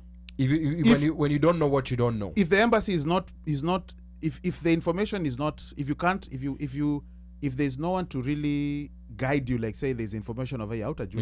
Yeah. So you don't know what you don't know. Exactly. And then No, that's ignorance. Let's not celebrate ignorance. Let me ask you. Let me ask you. I also want you to pause for a second because here, like, you understand, in this space we are in full support of Kenya, but I think where there comes pushback, because right now, to me, if it's one isolated person, I think we can isolate that as an ignorant person. But then when this issue is with masses of people, because generally even in businesses, that's how we deal with things. If there's an issue, let's say on a website, like maybe one person has brought up 2 people, 10, 15 people, that means there's an issue with the design of that website and not with the people. And that I think should be the way, rather than, like, be quick to call people ignorant. I think ignorance is not en masse. Yes, there might be some isolated ignorant people. They are there, but it cannot be an en masse thing where there are people. Hold on, Ali. Hold on. Yes. I didn't call anybody ignorant. I called the excuse that you don't know ignorant. Just slow down, so that I'm not taken to be calling the diaspora ignorant. I don't want that kind of story. All I'm saying is this: if you have a new phone and you want to know how this phone works, what do? YouTube. You read the manual. So how come we have guys who don't know, yet there is YouTube? But there are people who just don't know. No. I'm asking. I'll give you an You example. have a phone. I'm talking about the guys who have a phone, not guys who don't have. No, you don't have. I'll say yes.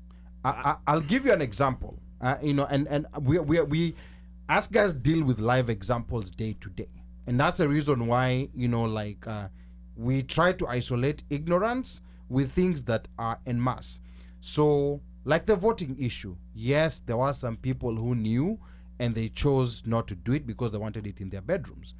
But then, just the science of information, you're an entertainer, you're a promoter, you know very well not to promote an event that's a big event just like a week before. Like there's a marination time where there's core people who are going to get it early, and then there's other bigger crowds that they're going to start getting it as time goes by.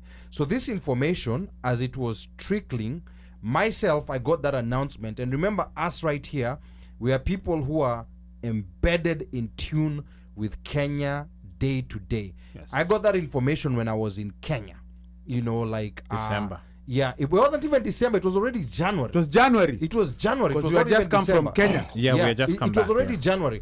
So Oh I'm yeah, because thinking they announced, but they had not confirmed. So Yes. you know, so I'm thinking, you know, like these 2 weeks, the first thing that came to my mind before this information trickles to a lot of people. By the time it was getting to some people were texting me, telling me, I wanted to register, but this information got to me too late, and too late is maybe 3 weeks later. And even when you're promoting an event, 3 weeks is not a very bad time for someone to receive that information. So we can't say the guy who got that information 3 weeks later Ali, and wasn't able to do it.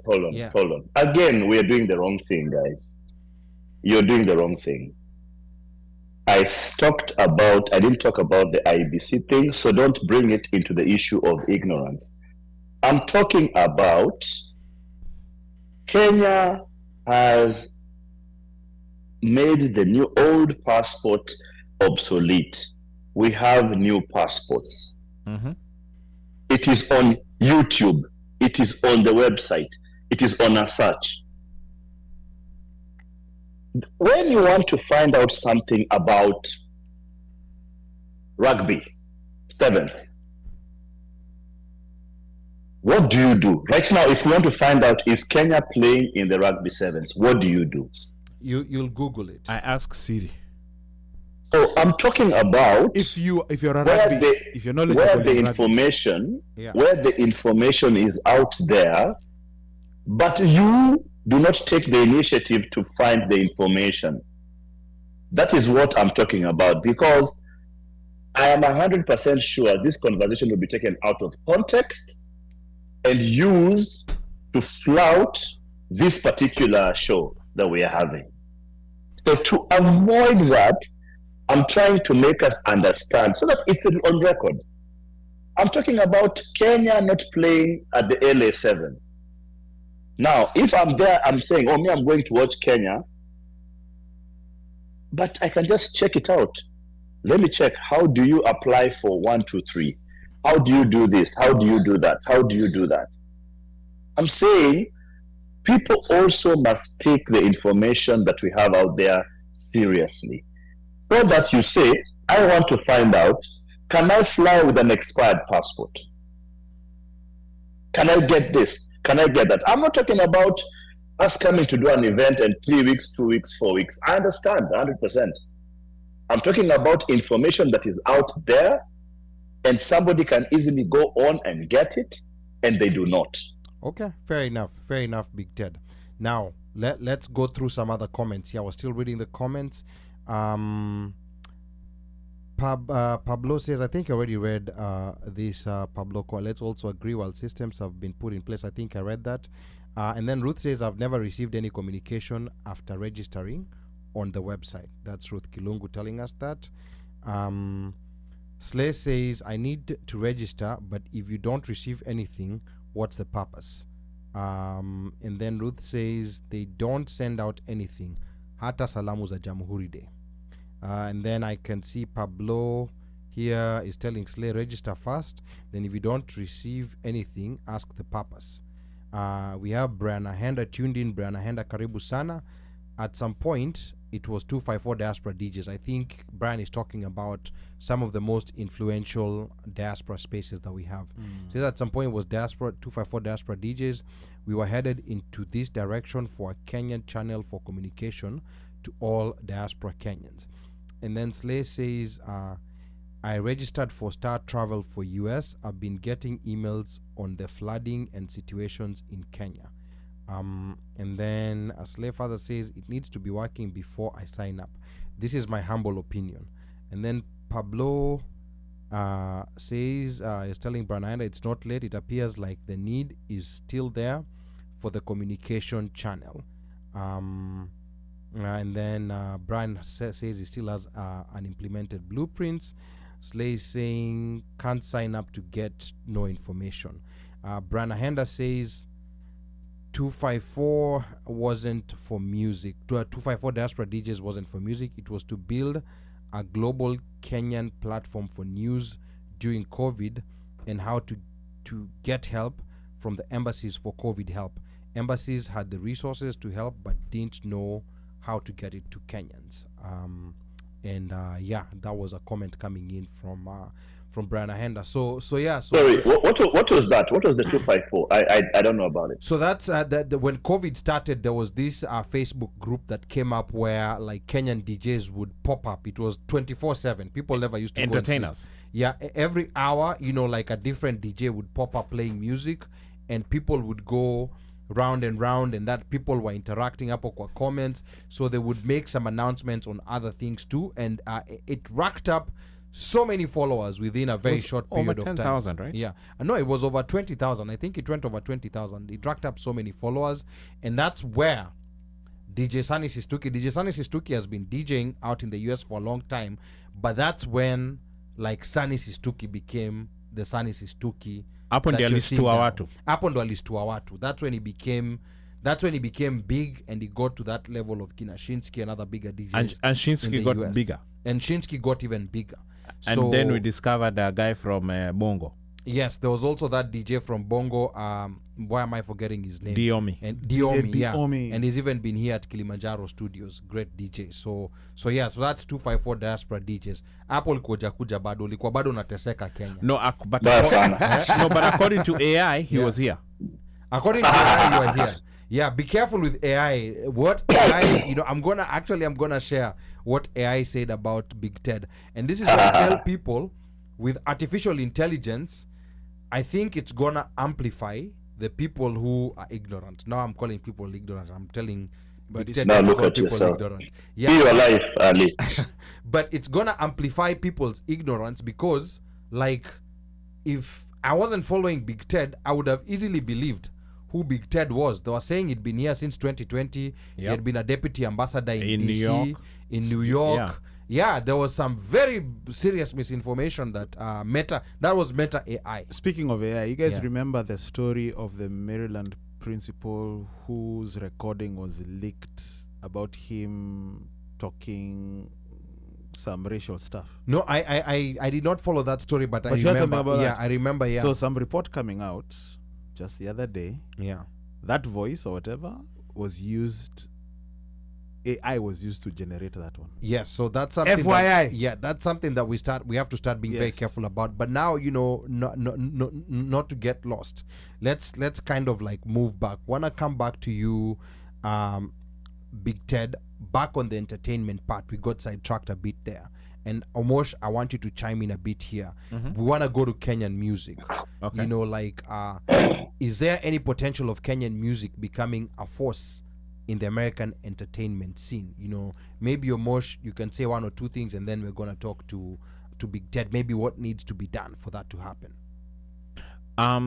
Actually, yes. And the reason I would say that is that we have two genres of music from Africa that are now messing with people's heads. Basically, Afrobeat And I'm a and piano. Amapiano. Yeah. They are perpetrating people's heads. Everywhere. Every across the world. It doesn't matter where it's okay. Now radio stations, you turn on radio stations and you hear Burna Boy, you hear Davido, you hear Asake, you hear all sorts of people, right? Plus then now Amapiano is in Akuja too. Yeah. In Akuja too. So I see from in terms of the Kenyan music that's out there right now, these young boys, these urban tone guys, Yeah. they're the ones who I see pushing it out there. Yeah. Where you'll turn on stuff and you'll actually hear Kina Goditena on Those on urban American tone radio. young boys, They- very impressive. I mean, they just grab a beat and they go with it. And they go with it. And it's so catchy. It's so you don't even have to do. I think I saw a video or a clip of folks at was it Hawaii or somewhere? There were kids from I think either high school or It was whatever, a Pacific Island, yeah. and they were They were dancing getting down and it to- was an urban tone. Yeah, it was an urban tone song. So it's catchy enough that you don't need to know what people are saying. Yeah. And so I see it actually happening. Now, to get us to that level, to get us past where we are now, there needs to be a lot of push. And we as Kenyans, diaspora or otherwise, we have to push our music. Okay, let's hear what BigTed has to say about that, because now he's now been here for a period of time. and is now quite familiar with this market. So, BigTed.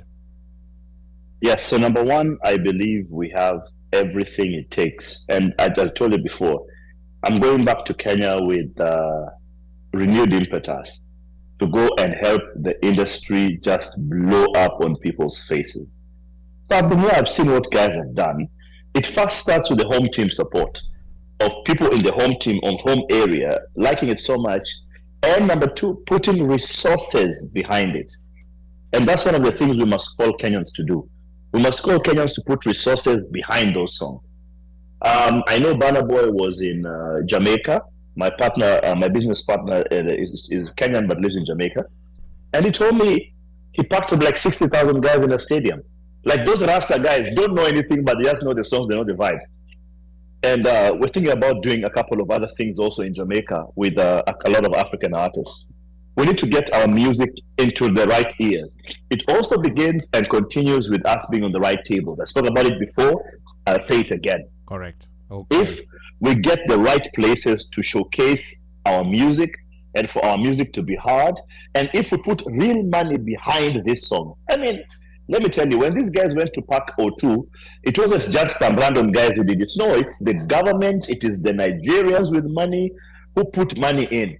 You know, we can't just have our guys who have cash just buying land and building houses and not putting it in the entertainment industry. Yeah. The only way we shall be able to see a big difference is in Kenya if we have a proper investment in that sector and then push these guys out into the world and then churn out new people every now and then. Wow, you know, like that's gonna be an interesting sell, especially if you can maybe come up and of course later, you know, like you'll be telling us what exactly you're gonna be doing in Kenya, but coming up with a conglomerate, you know, like the way these Mafuroti people, they come here with so much ferocity to sell plots. So if there's also a conglomerate that's organized by people in entertainment and get people to invest in artists or like in a number of artists, you know, just come up with something, you know, that people can understand. You know, like put your money here the same way people blindly put their money in pots where you're told that you're just shown a picture. This is how this area is gonna look, and you put in 5 years. Yeah, in 5 years, or sometimes even in 10 years, when it could just be a swamp. But you put money in there without knowing. So I think it'll be very interesting to know what BigTed will be going back to do in Kenya. But not to forget this point on the tourism front, BigTed, you know, Kenya offers so much more than wildlife safaris. What are maybe some innovative ways you've explored to promote Kenyan tourism in the US outside just seeing wild animals? And then Omosh has something to say about Tembea Kenya. But I'm going to go to you first, BigTed, before we come to Omosh. Thank you. One of the things that I've realized is how many animals can you see? And can you see the same animal every day and still go like, oh, wow, that's a nice lion?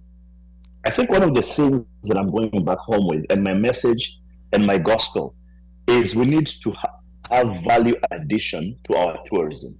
What am I talking about? If you go to South Coast, you know, you can paraglide. You can actually parachute onto the beach in South Coast. We have the biggest yoga festival in the world happening in Lamu once a year. We have the Lamu Cultural Festival. We have the Lamu Dao Race. We have the Chalbi Desert, which is as equal with the sand dunes as Egypt and the ones in Dubai. You know, we have Lake Turkana up there. We have Mount Kenya with Lake Ellis on top of Mount Kenya with crystal clear lake where you can get good salmon fishing. You know, we have, as you go towards the escarpment, where one of our friends, I think I spoke to you about it, is doing a wonderful safari called Run with the Stars, where you go to actually run with all these top marathoners at the safari experience. You come down to Lake Victoria, Takawiri Islands, Mfangano, where the water is clean. And it's actually the beach is actually as better than the beaches we see here. White sandy beaches of warm, clear waters. You know, you come down to Masai Mara and get the 8th wonder of the world, which is still right now a leading destination. 1 million wildebeest crossing every year without fail. You go down and just come here to Kambani, where they have that area where the water defies gravity. You go down to Voi, where we had the man-eaters of Savo. Can we create value addition? Can there be a museum there? Can there be this thing? But one thing which will kill me, imagine if inside Masai Mara, we made an aquarium. That you're in the Mara, but when you walk into this place, you have all the fishes of the tropical lake. You know? So we must look at value addition. What is it that we can be able to do? We've done good with what we have, but I think we need to throw in some more. One of the other ones which I've found out to be very, very interesting is actually heritage tours. Now, the Black American community in America is very interested in Africa. And last year, I got a group of about 40 people to go to Kenya as a group in November. And this year, next month, not May, June, I'm taking about 48 people to Kenya from LA, a Black American audience. Now, what do they want to see? Yes, they want to see animals, but they also want to see heritage. They want to see those dingiras. They want to see those Luanda Magere stones. They want to see what does their heritage look like. You know, they want to see the villages. They want to see the people who are there. And those are some of the things that we have. We have another incoming group, which we must look for a very nice way to be able to bring them to Kenya. The third generation Kenyan tourists. How do we get our kids or our kids to be able to go to Kenya and enjoy the sights and sounds of that country? So those are things which I have in my mind, and I'm going to share them with the ministries concerned. And I'm sure most of them will be picked up and they'll run around and along what's happening. Okay. We have here KJ keeps saying yes. I think he keeps agreeing with everything that you say. But let me come back to Omosh. Tembea Kenya, while we were in Boston, was it last week or it was a week before? Tembea Kenya somewhat popped up in that event. You know, I don't know that they were invited or uninvited, but they somehow popped up and they got a talking slot. You know, like what was your view or what impact did they have on you on that dinner with champions out in Boston? For one, I was at this point, I guess I'd be in Ali, what did you call those people again? Which people? Those are not my words. Those are BigTed's words. Wow. Yani, the whole Tembea Kenya thing, or that I guess they're the Kenya Tourist Board. Is that what they're called? Or what? I think they're under the Kenya Tourist Board. I was surprised, in fact, perplexed. In fact, I was like, you mean these people even exist here? Because they came up and they spoke and they said that they are the North American chapter. But when we went now to inquire or, ask questions, we found out that these guys are based out of Kenya. They sit in Kenya. They actually had come to Boston because there was an event that they were to attend within, which was, had something to do with the runners and all of that. And I think they were trying to push, probably, alluding to what BigTed is saying, is like using the athletes. So it seems like that was kind of like what they were trying to do, was to, to come to this event because Boston Marathon is one of the majors, and try to use the Kenyan athletes as a springboard for basically selling tourism. Yeah. And part of that tourism would be you can have the opportunity to come to Kenya and train with athletes. That's kind of like what they were trying to sell. But for me, my whole thing was like, I got lost at the point where they're like, okay, I get what you're doing, but how come no one even knows you guys are around or exist? Unless the only time we hear about these jamas is when you're in Kenya, literally. Other than that, out here, we don't hear about them. We don't know anything. So I'm like, why don't we use our own people? And so the move going with the athletes is great, but we don't use our own people to sell Kenya as cultural ambassadors. I'm yet to see.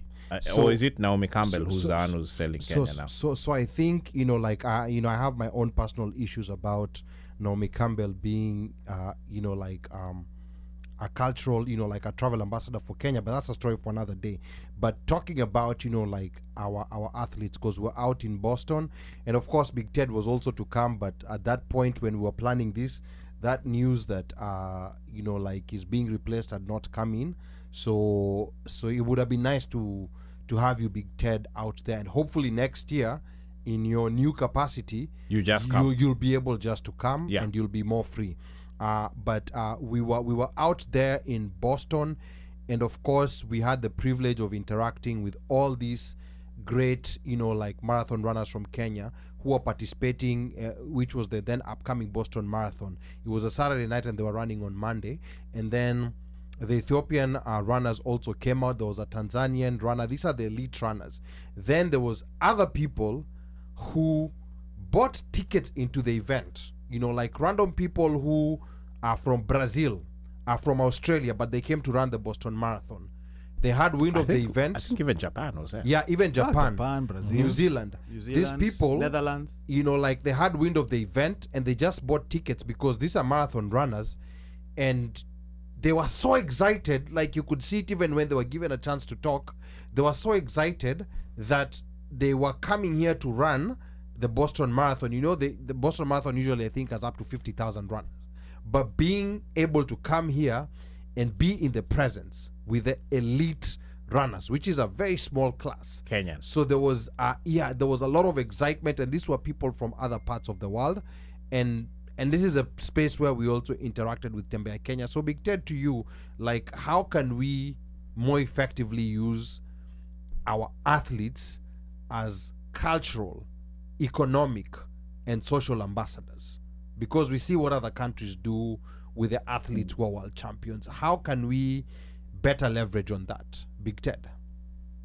So the first thing is to confess that I have been part of a conversation to create a cultural diplomacy policy which government is able to use to honor or to use or to utilize our cultural ambassadors who are out there.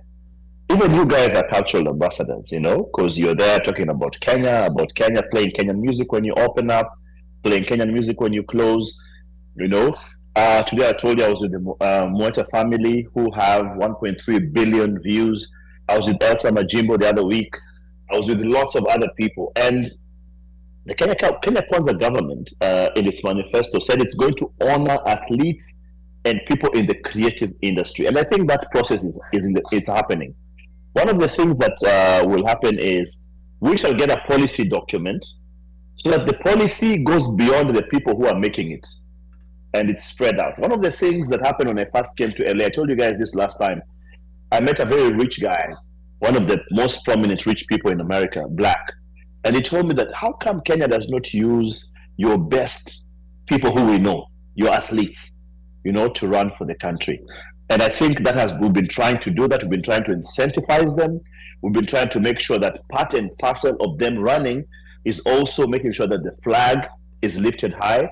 Now going home, I want to go and try and convince the government that apart from that, we also inscribe in ink somewhere there a PR effort around these people so that these guys don't win the race and disappear somewhere in a party that the rest of us cannot be able to enjoy.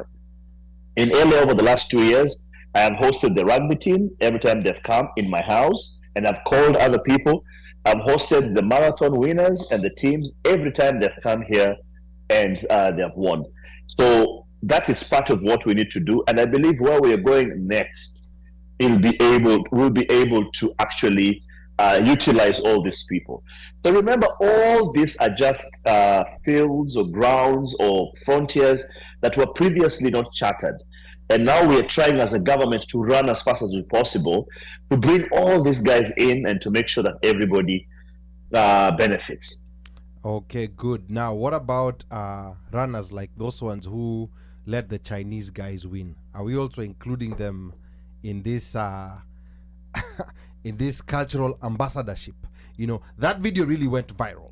And it was, and for those maybe who are not familiar, there was a video of some Kenyan runners who were doing, I think it was across country in China, and then towards the finish line you could see the Chinese guy struggling, and the Kenyan runners behind him were just strolling like they were taking a morning jog, but they were really encouraging him to go and win the race. And this actually really went viral, and there's a lot of memes, you know, like surrounding it. BigTed, uliona hiyo video? Sikuiona. We wacha hizo. No. I definitely saw it. Yeah. And I know that the relevant authorities were looking at it. One of the things that we also have to understand about athletics, sports, and everything else is that there's the time when an athlete is actually running sanctioned for the country, and there's a place where any athlete can actually go and run the race about that. So we are yet to get what the official position is from the athletics body, but I want to assure you that anytime you see a Boston Marathon, anytime you see an LA Marathon, anytime you see a New York Marathon, and people of that kind of caliber running that particular race, it is just the natural inclination and nothing else apart from that. We shall know about this very soon, and I'm sure we'll be able to let the world know exactly what went on. Omoshfire, do you know what do you know what happened there? You know, like when those Kenyan runners were... Omosh was not there, so he's talking as who? When the Kenyan runners were running? Yes. Omosh, unaongea kama nani? Omosh has his sources huko. According to my sources, they were pace setters. No, according to a lot of, you know, like media sources, they're saying that they were pace setters, yes. But they ended up with the bibs, and they finished the race. From my understanding, pace setters typically drop off at some point in the race. Yeah, they don't get to the finish line. Yeah, but this guy's got to the finish line. So interesting. You know, like there's been news reports that that win was disqualified, blah blah blah. But as BigTed said, we still don't know. We'll get to know. Yeah, we don't know. And another interesting thing that BigTed mentioned is that sanctioned races. You know, and this is something I think Kenyans need to start familiarizing themselves. Why don't we have any? Kenyans, first of all, need to start familiarizing themselves with these marathons, because there are so many marathons around the world. Some of them are unsanctioned. Unajua kama vile unaweza kuorganize, let's say like there are sanctioned boxing fights, then there's a fight that you can organize, you know, like at the backyard of a house. Zile kina Kimbo Slice used to fight. Those are unsanctioned. So with marathons, I think there's also quite a number of marathons out there that even Kenyans run that are unsanctioned races. But interesting point. We talked a lot about, you know, like Kenya starting to have sanctioned races where people can run for money in Kenya, not just charity. That's an interesting thing to go. Sad to know that, not sad, but at least it's coming to Africa, that an Abbott leg of the marathons will be going to Cape Town. It would have been nice if it would have been coming. Doesn't make sense to me, unless somebody's saying the infrastructure, blah blah blah, or whatever, and they're looking at Kenya. I think it's beyond. It does not make sense. Yeah, I think if they did Ethiopia or Kenya, I would understand. No, I think there's a lot of other benchmarks that they need to look at, because even when you look at the countries that host the Abbott marathons, they don't produce the best marathoners in the world. They host them because they have certain infrastructures that I think now, with what BigTed is going back to Kenya and do, I think they're gonna start thinking of bringing in that infrastructure that will enable us to be in good position to host, you know, like such marathons, because that will be a lot of revenue. Because I mean, we need it. Kipkeino Classic is a big deal now.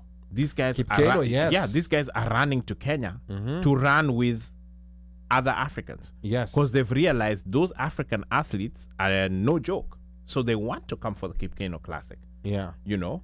So I just think this is one of those things that just adds on to, you know, the reasons why we need to have folks pushing and adding on. And we as Kenyans ourselves need to be our number one advocates. We are the ones who need to be pushing our agenda and pushing the agenda of the Kenyan athletes.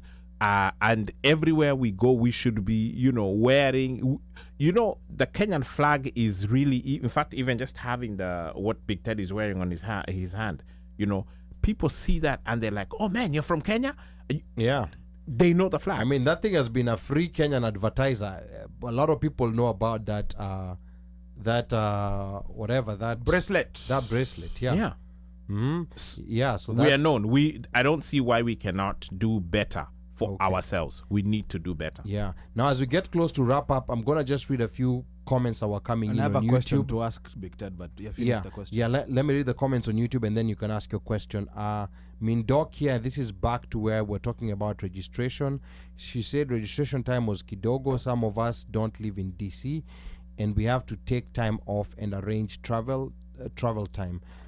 Hata when consulate do state-to-state services, they announce weeks earlier. This is another critique that's not only coming from me, and this is something that needs to be fixed. You cannot just announce this like 2-3 weeks early and expect people to show up. And then Doc also says it's on the website and YouTube, but you have to consider the old generation is not good with technology. And that's where I was going to go. They're used to calling even here in the USA. They have a 1-800 number. Do they have a 1-800 number people can call? Mike, your question. My question, this is to BigTed. And this is I'm verbatim. I'm just asking the question. And the question is this: Ambassador, recently, a candidate was ridiculed online for his performances during an interview for an ambassador position in the Congo. People wondered why someone who didn't have basic understanding of international policy was selected for this position. My question to you, Ambassador, is how detrimental to our progress is the forwarding of ambassadors based on perceived chronism to the progress of Kenya?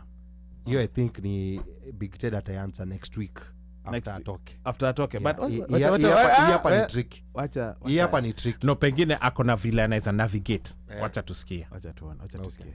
But do we say? Ama circumvent. BigTed. No. I think let me say this. I came to the States as an ambassador with no experience. I had basic knowledge of the territory, but I didn't have an experience of the diaspora. Apart from you three of my friends who show up in Nairobi and we go eat satola with you and other funny traditional foods. But what I came armed with is a passion and a desperate need to serve my people. I think at some point, we must always look and say, what does this person bring to the table? What else do they bring to the table? Especially you guys right now, three of you who are living in an economy which does not exalt paper, but exalts the effort that somebody puts on the table or brings on board. In fact, the three of you, you come from Jobo, other Jobo, you excel in IT, but here you are in a broadcasting place. Now, in a different space, they would say you guys are not meant to be broadcasters because you don't have 1, 2, 3. I think at some point we'll have to look at passion being the driving force for some of these responsibilities and some of these jobs. How many leaders have we said, oh, you must have a degree, you must have a PhD, you must have this, you must have that.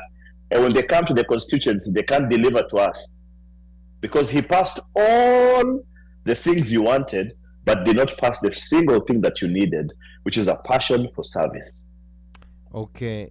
Now here, Pablo is asking, looking back, do you feel like you are prepared for the job? I mean, you know, like, of course, and this is a question he's repeating. You've spoken about passion and not degrees. So Pablo wants to know, what exactly is it that prepared you for this job and enabled you to be a different consul? Pablo, I will answer you spiritually. In the Bible, it's very, very clear about men of God who had no experience. But God had already prepared their hearts and their minds to what was about to happen. Let me speak about David. David shows up with food to feed his brothers, which means he came to do service, to serve his brothers. And there he finds a situation. Now, He's not been chosen. When they came to choose the soldiers, he was not chosen. But he has fought lions, he has fought bears, he's done all those things in the bush when nobody was seeing. That made him ready for the thing he was about to do. And that's why he speaks to Goliath in the way he speaks to him. And he tells him, dude, I'm gonna floor you right now. You know, because he's been so conditioned to dealing with this in a different perspective. Joseph, like multicolor coats, he comes and says, I'll be the king one day. His brothers throw him in. Now, that period between him being thrown into jail in a foreign land and him coming out and serving the king and learning and becoming a prince or a prime minister is a place of learning. So one of the things I found out is, yes, I walked in here feeling I did not know anything. In fact, probably even me, if I was asked some of the things some people were asked when they were being vetted, I would not have been able to answer. But my heart was in the right place. My heart is in the right place. My passion and dedication to the people is what you guys are celebrating. You haven't, none of you has told me, hey, Ted, the degree you have, Bana, hey, it has helped you, eh? Hey, Ted, there's nothing you've asked me about my paper. All you've asked me is about how I served and my passion to serve. That is what you're celebrating. I believe that one of these days, that is what we shall look at. Even whenever we are electing your MP, your MCA, your women rep, your president, your governor, everybody, you shall look at their passion to serve and their service for country. And let me help you as we go out. That's the reason why I wear African clothes. I don't wear African clothes because I don't have suits to wear. I mean, I'm a Luo. I have suits galore. I can dress up in a suit every day of a week and I will not repeat. But when I came to the States, I said, I want to define a certain perspective. That number one, you can dress up in African wear and look good. Number two, that this African wear, which if as an African, I wear it to a wedding or church, can also wear it to work. Number three, that I'm able to carry this thing that when I go into an office, the first thing they ask me, oh my God, this is beautiful fashion. Where is it from? And I get an opportunity to share with them about how Kenya is a land of contrast, a land of fashion, a land of vibrant, and a land of color. And five, it is to break a colonial mentality that you can only look nice and look official in what they call official, which is their traditional wear. I wanted to say something. Unless you want to say something. I was going to ask Big Ted what he's going to do with those clothes now that he's leaving. Oh, I was going to say this. I think. And what size are they? On that part of serving and going back to the vetting process. I honestly do believe that there has to be a modicum of knowledge in some basic, yeah, basic geographical. If you're being vetted to represent the country, you know, you're a representative. There are certain things that I believe that you'd need to have. So ufanye research kabla uende huko kuongea. That is one. Okay. Two, you know, I'll use this the example of the NFL. There's some coaches who have never played. Who have never played football in the NFL. In the NFL. Okay, I've played football. I've played football, but I've not played in the college, NFL. or not even college, high school or whatever. But I've never played in the NFL. Yeah, but ended up being some of the best coaches because they have been in there. Mm-hmm. Some of the best, you know, let's say analysts have had experience playing the game, so they can read the game. Mm-hmm. Tony Romo, yeah. Right, you know, we can put an exception. I don't know if Nani, the best, the soccer guy who's one of the best, Peter Drury. I don't know if he played. I don't know if Peter Drury, but yeah, you know, but there's always an aspect of exposure and experience within that, such that, you know, you can, if you're asked about something, if you go for an interview, you can manage even the questions.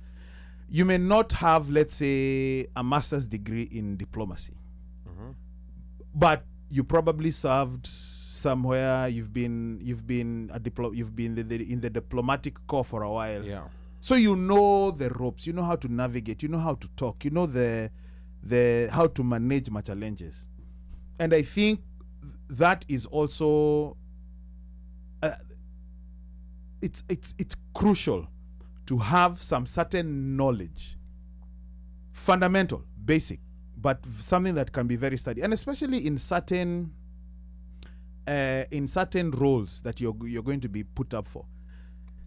If you're going to be director of surgery at a hosi somewhere,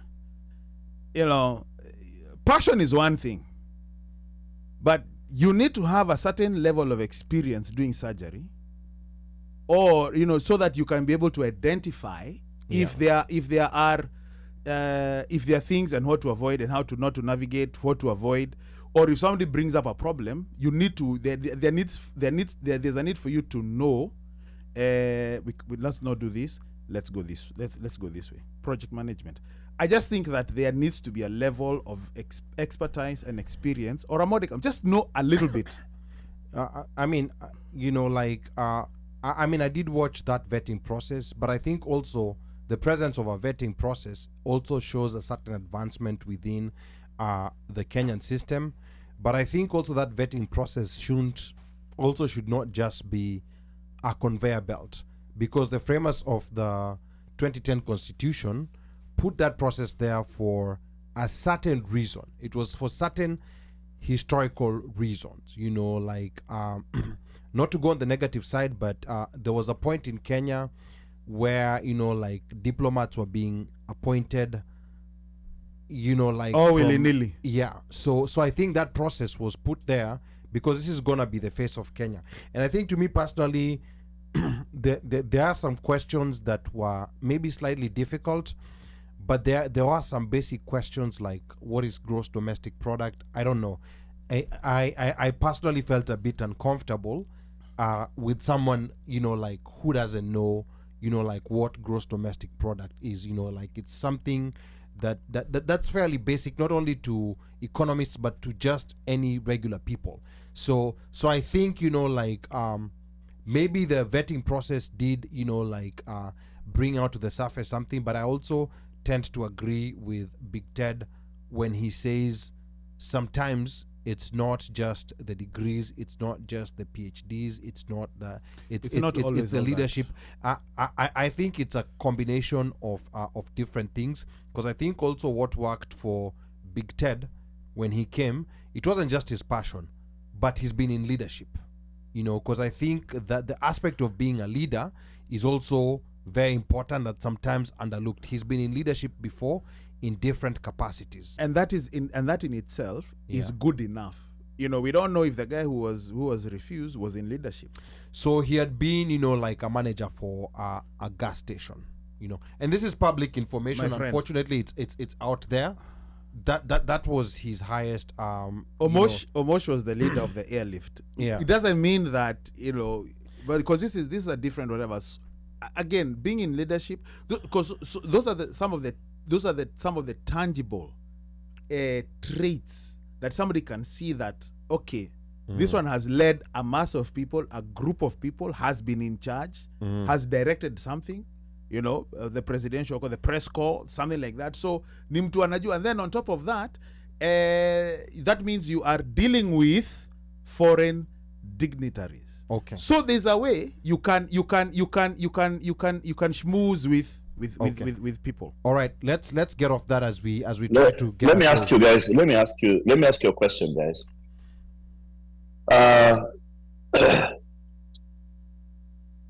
What do you guys think about, do we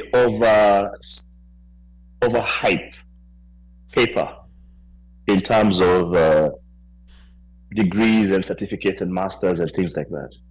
Good question. Because this is one of the societies that come to where you say, I have all these things. They look at you and then they ask you, what can you do? Like, okay, you have paper, good, but what can you do? Because it is very easy for us as human beings to pass the basic exam, which is get the paper, but not have the knowledge or the passion to do whatever it is? No, I agree with you, BigTed. That's a good question. Actually, a lot of big companies are now removing that requirement that you must have a degree to work for them. And I think even without the degree, I think it's important to bring in experience. So even when you don't have the paper, I think it's important to have something in your background that will enable you tackle whatever position you're gonna do. You know, I'm one of those people who's like, you know, like there's certain fields where you need to have a degree. For example, like medicine. If you're gonna go perform surgeries in a hospital, yes, you need to have a degree. You know, like there's certain fields like architecture, you know, like nursing. There's certain spaces where it's needed, and then there's some where things are a little bit more more subjective. I can tell you something. In a field like marketing, which I've done a lot of, there's people who have degrees in marketing, but when you give them a marketing task, they fail. You know, like they're very good at doing the theoretical part of it, but when you give them a real world problem in marketing, they fail. So I guess, you know, it's finding the right balance, but I think it's also important to have some experience, you know, that will enable you to perform that task well. Whatever the experiences came from, if it's leadership, wherever the leadership came from. But then again, we've also had situations, you know, like in Kenya, you know, papers they're not important, but they're also important. We've had situations where, you know, like a standard 5 dropout was appointed to a cabinet position.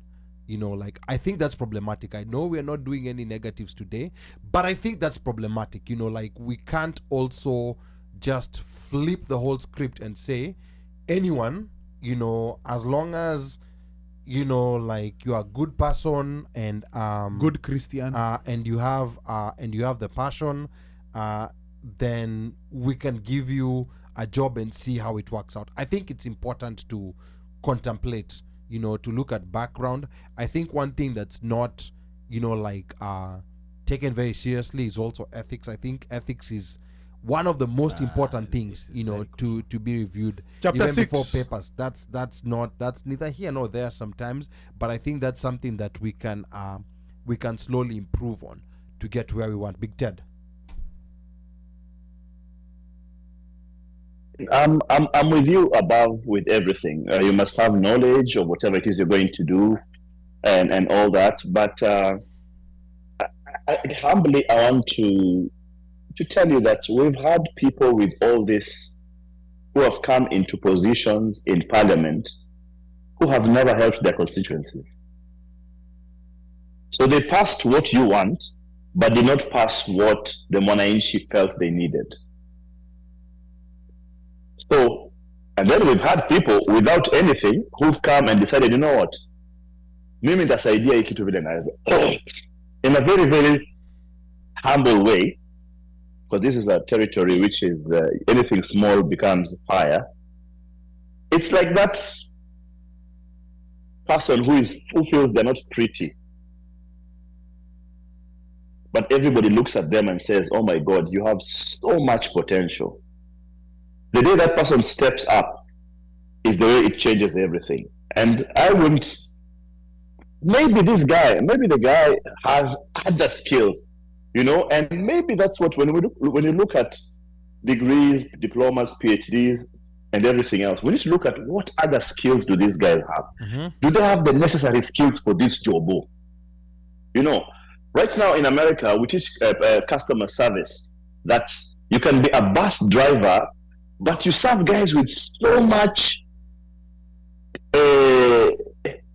so nicely. The guy, I mean, when you go to a restaurant and a waiter serves you, he's been told to serve you, not to be nice to you. But the waiter tells you stories and tells you stories. It's said one of the reasons men go to bars a lot is because the bar ladies keep them comfortable than their homes. Where? Okay. That these guys give you comfort, that every time you go, you ask for the same waiter. Where's Johnny? People come, hey, he asks you, hey, how are you? Yeah. Today you don't look happy. Today you need to drink too. No, don't drink anymore. And you find yourself listening to these guys. Why? Because they're going beyond the call of duty.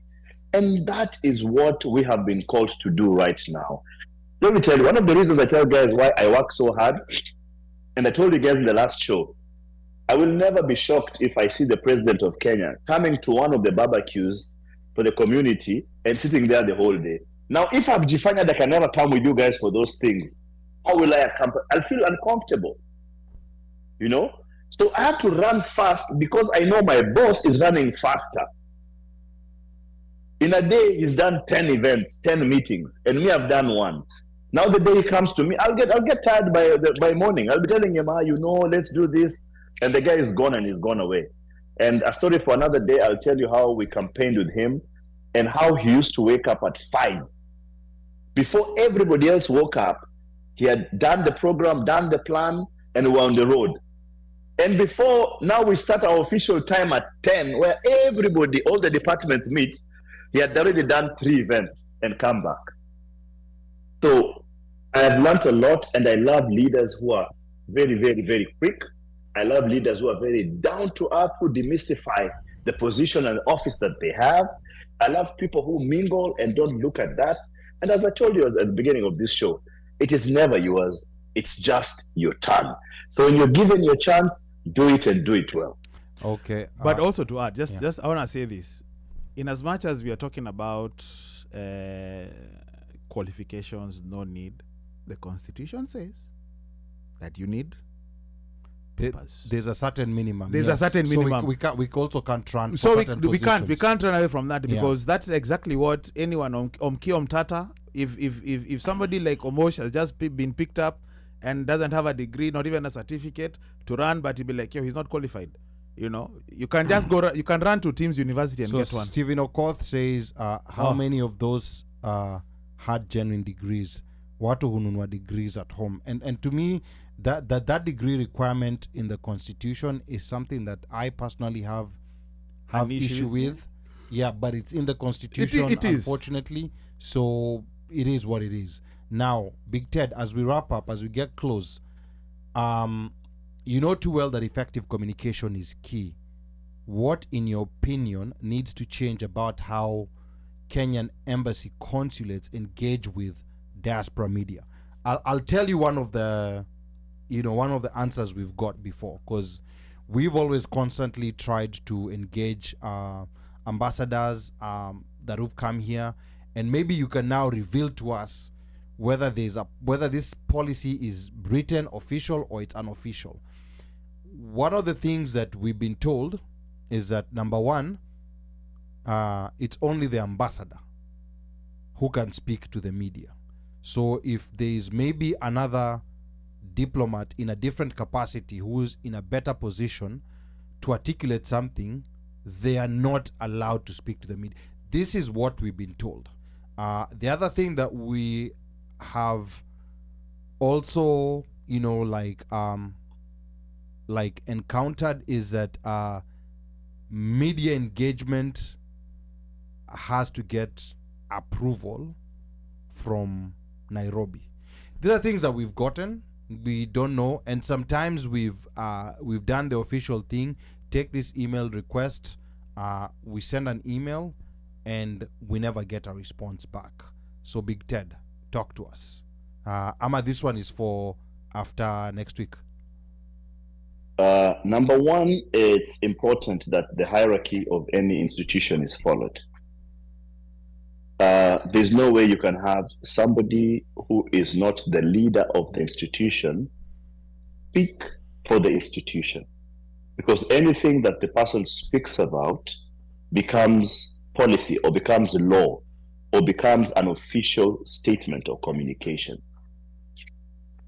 Number two, the reason why we must always get clearance from Nairobi, especially when you're doing media engagement which has to do with official government position.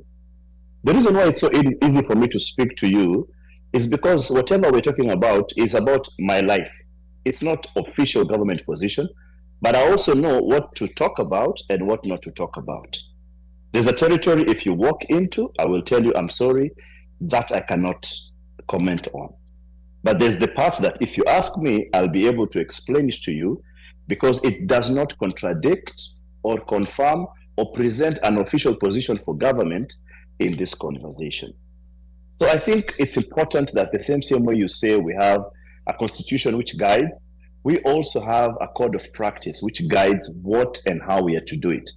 For example, if you are to ask me about the relations between Kenya and America, I will say, I'm sorry, I cannot answer that. I will refer that to the ambassador in Washington, D.C., who is in charge of any bilateral, multilateral communication.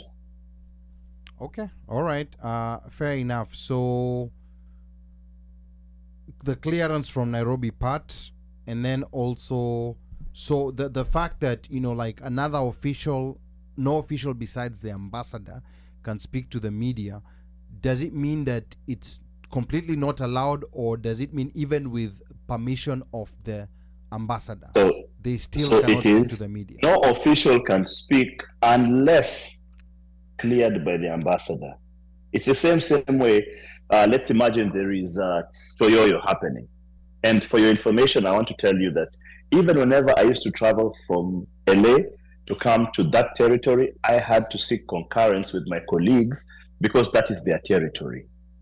It is just simple protocol and diplomatic observance, which is done. It's the same way if I'm to go to Tanzania, I will inform the ambassador that, hey, I'm in Tanzania, I'm in this area, and this is what I'm doing. Same way, you guys would come to LA, and the first thing you do is call me and tell me, Ted, I'm in LA, can I come and pay a visit at your office? So with clearance from the ambassador, then any other person is able to make the conversation. But there is a strict adherence to who can make that communication.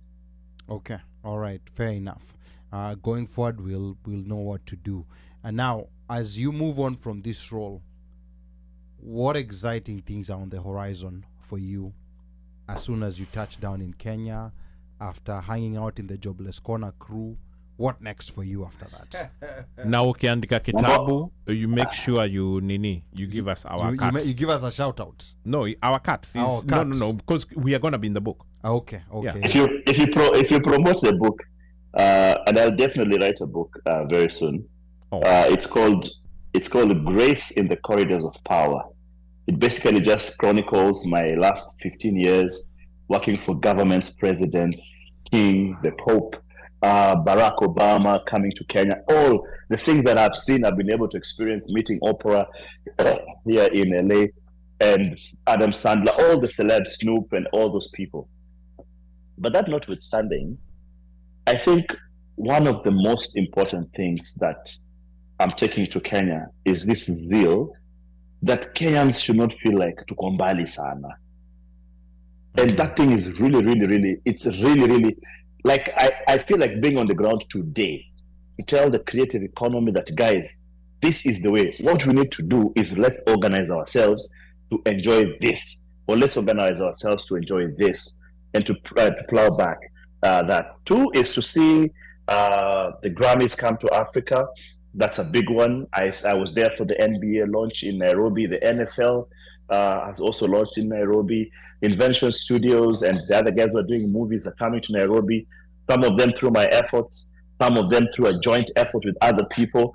Just being there and to see these things happen in my lifetime is amazing. But also to be there and to start a change movement in the diplomatic world and how to handle the diaspora, for me, that one is just great. For example, I have just discovered how businesses can thrive in America. And I've been here, I've seen a Kenyan product get FDA approval. And I want to tell you that I'm more than excited and more than happy to be able to see all these things happening. And why? Because I was on the seat, seeing award ceremonies and seeing different initiatives happen. But being there to see that even the guys here, just nganganaring like us in Kenya, but these guys just believe in themselves. Let me tell you something. You know, this is what I've discovered about American kids. American kids are taught to believe that anything they dream can happen. Correct. So our problem is not that we can't do it. It's just we always second guess ourselves. We're not sure, we're sure, we're not sure, we're sure. You know, number 4 is that the diaspora is not for everybody. There are guys who are in the diaspora who are struggling and suffering, but there are guys who are making it. So it's not for everybody. It doesn't mean that if you walk in here at the airport, then you become the richest guy on earth. No. And then number 5, understand your market. Okay? We need some artists to take over Africa. Not everybody to run to America. And America is not the solution for everything, my friends. We need some guys to take over Africa. We need guys in Zambia. You know, there are some 9 countries around Kenya which are waiting to be taken over by somebody. Let's take over these countries, man. Wait. Zimbabwe, Zambia, Congo, Uganda, Tanzania, when you say take over, South Sudan. You know, when you say take over, business. I think when you say take over, that could mean so many things. No, I just meant we need to go in there and be part and parcel of this big story. As I told you, the countries around Kenya have 16 million people. If we are able to go and just get all these guys to think in one direction, and the best thing, the single thing that you need to know about these countries is Swahili is the central language, which has been designated by the AU in 2022 as the official language for Africa. So we're already a step ahead. Wow, you know, like I don't know even how to follow up from that. And on that, you know, like on the note of Swahili being, you know, like an official language, I think it's also very important that we start also establishing, especially within our education system, a system where we can teach our children not ile Kiswahili ambao tunafunzwa sasa, but a system where they can have proficiency in Kiswahili. I think I mentioned this last week. A Kiswahili teacher is one of the most rare species in Yes, Kenya. you did mention last week. Yes, you did. Yes, it is you very did. difficult to find Swahili Ali, teachers. Ali, let me jump in and tell you. Last week I was in San Diego in a meeting with sister cities of San Diego, and I met this guy who's in charge of languages. They are teaching about 8 languages from all over the world, and by me sitting with him for 10 minutes, they have finally accepted Swahili to be taught in the schools in San Diego as a language, and they are going to finance it. Oh, in San Diego public schools? Yes, that's already an opening for us to go in. Yes. Now, through Swahili, we can teach our language, our culture, our food, our music, our everything. We're one step ahead. So even if it's competing with the West Africans, nobody's teaching Yoruba. They haven't thought about it. We're already 1 foot inside. Yeah. And this is what I meant by we must be on the table when things are being discussed. So that we must be on the table so that we're a step ahead. So that within no time, all these schools will know Swahili, Jambo, Bwana, we can do a drill. Jambo, we can create all these things. But it starts with a foot in. And trust me, we're a foot in. The other thing which I'm going to do in Kenya when I get there, 5 years ago, I went bankrupt because I set up a school, a college called the Africa Creative Arts and Innovations College. I'm going to start it up again. Why? Because it was a vision ahead of its time. It's time right now for us to start this thing, credit our creatives, connect with people like you guys here out in the States, in America, in everywhere. And the next big thing, it's predicted, is going to be content creation and the creative economies. It's been by the UN. So it means we're in the right place. We just need to position ourselves. A good fisherman knows very well that fish from upstream will come to a channel, and that's where he sets his net. So that's what I'm going to do. Okay, Mike, wrap this up for us. I think this guy is part of the net. Wahenga walinena kilicho na mwanzo hakina budi kuwa na mwisho. Meli imetia nanga. We are about to wrap this puppy up. Ted Kwaka. Yeah, man. Your parting shot, Baba. What? Wrap it up.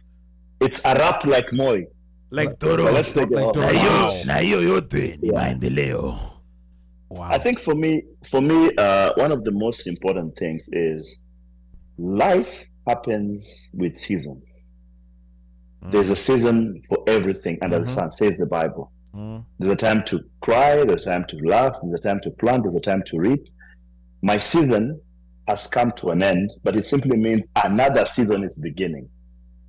So I'm so amped up for the next season and for what I'm able to do, especially for the diaspora.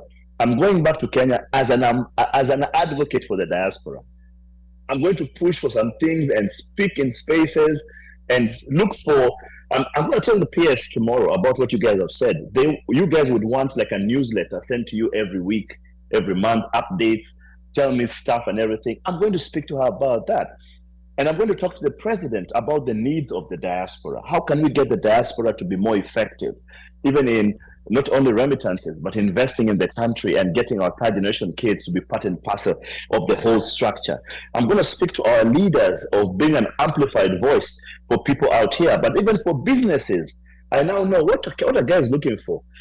LA has 3,000 plus restaurants, which means every day of your life, if you go to one restaurant each, you might not finish the restaurant. But we're able to come and fit ourselves that will become 3,001, whereby these people in this diaspora or in California, the fifth largest economy in the world, can come and consume this wonderful food that we have there, you know? And as we said, first of all, we must build our local. In Jamaica, we say you must dance a yard before you dance abroad.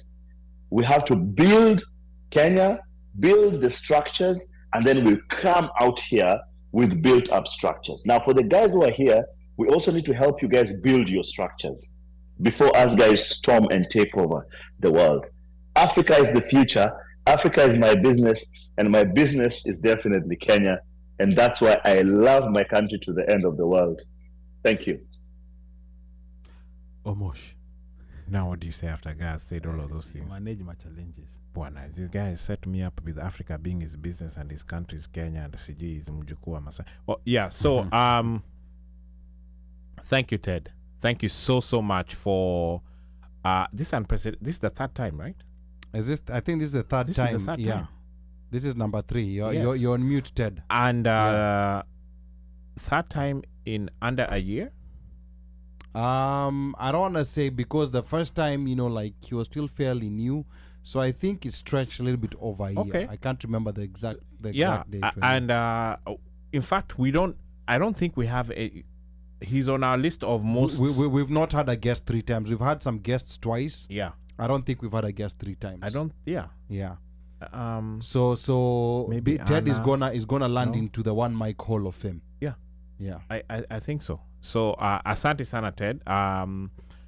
We've listened to you. We've listened to your passion, your heart, your love for Kenya, for us in general. And when I say us, I mean the diaspora, because it's very evident in what you have been doing, continue to do, and even the things you've told us that you're gonna take home with you and say, hey, you know, sit down with the PS and sit down with the president and say, hey, these are the issues that these guys are facing. This is what I have learned as a diasporan, because you are a diasporan for the period when you are here, and you've listened to us and you have talked to us, and those are the things, the lessons that you're taking and saying, hey, fungua hizi channels, hizi zingine unazafanya hivi nini. You know, they always talk about CG investments and CG I don't know what, but sometimes it's just the simple things that we just need basic services to work for us at our consulates. Plain and simple. All the other things are extras. And when I say basic services, it becomes things like you have your kids who are born here that you want to become Kenyan citizens and have a passport, you know, and you don't have to walk through fire and brimstone to do that, because that is a right that is, or that those kids get because their parent is, one of the parents is a Kenyan, you know. So and that helps even with travel, because a lot of people who we know now are making it, they're very categorical and in terms of making sure they take their kids home during summer break. They're you know, guys are fighting juu chini to take their kids to Kenya, so they still have that connection with Shosho and Guka and so on and so forth. So hopefully you take some of those things back and just say, we just need the consular services to work for us, and we are the customers for the embassies. And that's the thing that we seem to see over the years. I've been in this country for lots of decades.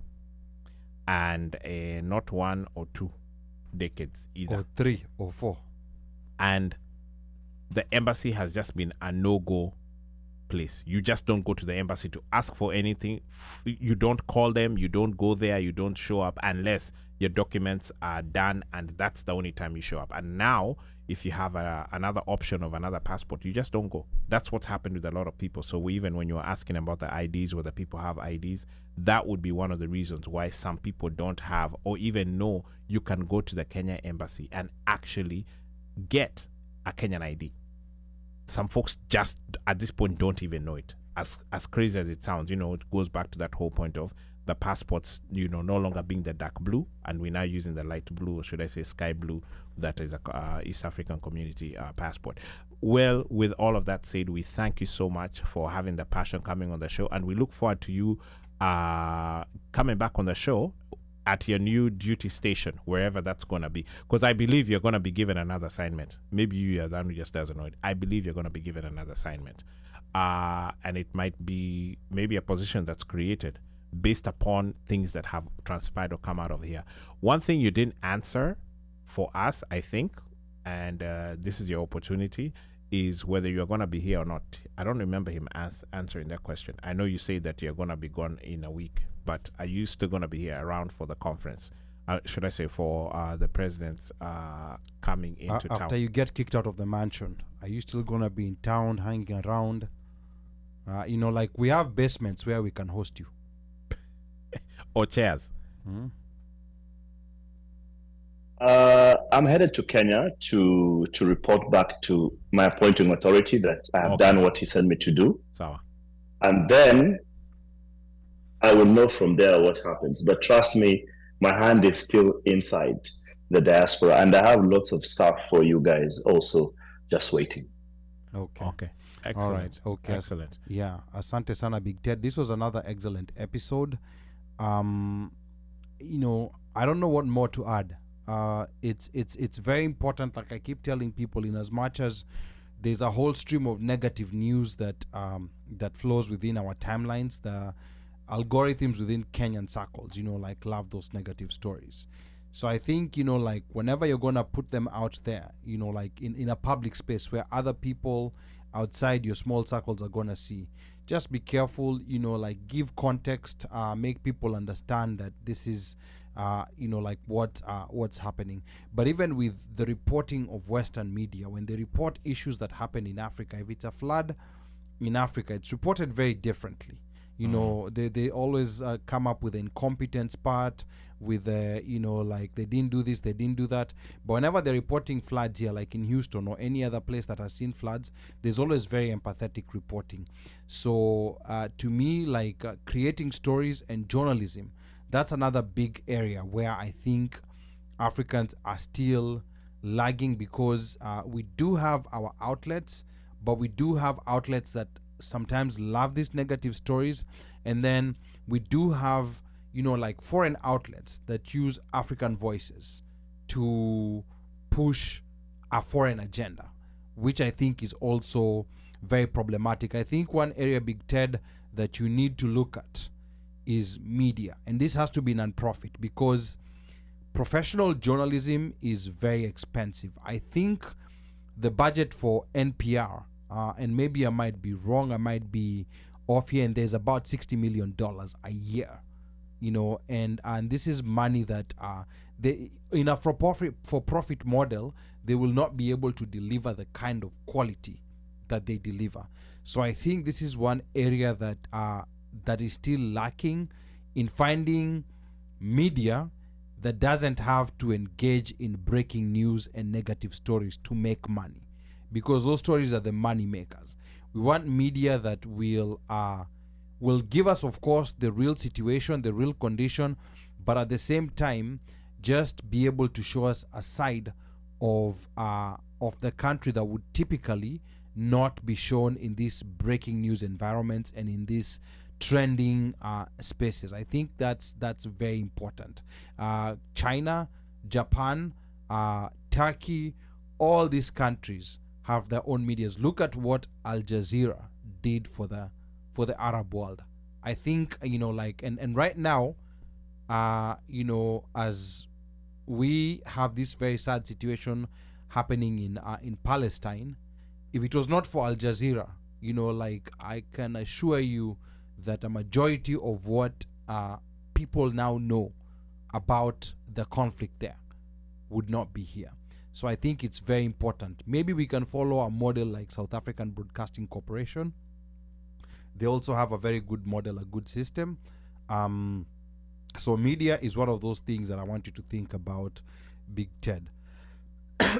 Poleni, unajua leo kuna kahoma kengine nilikapata kamekata kwenda. Wewe. Yeah.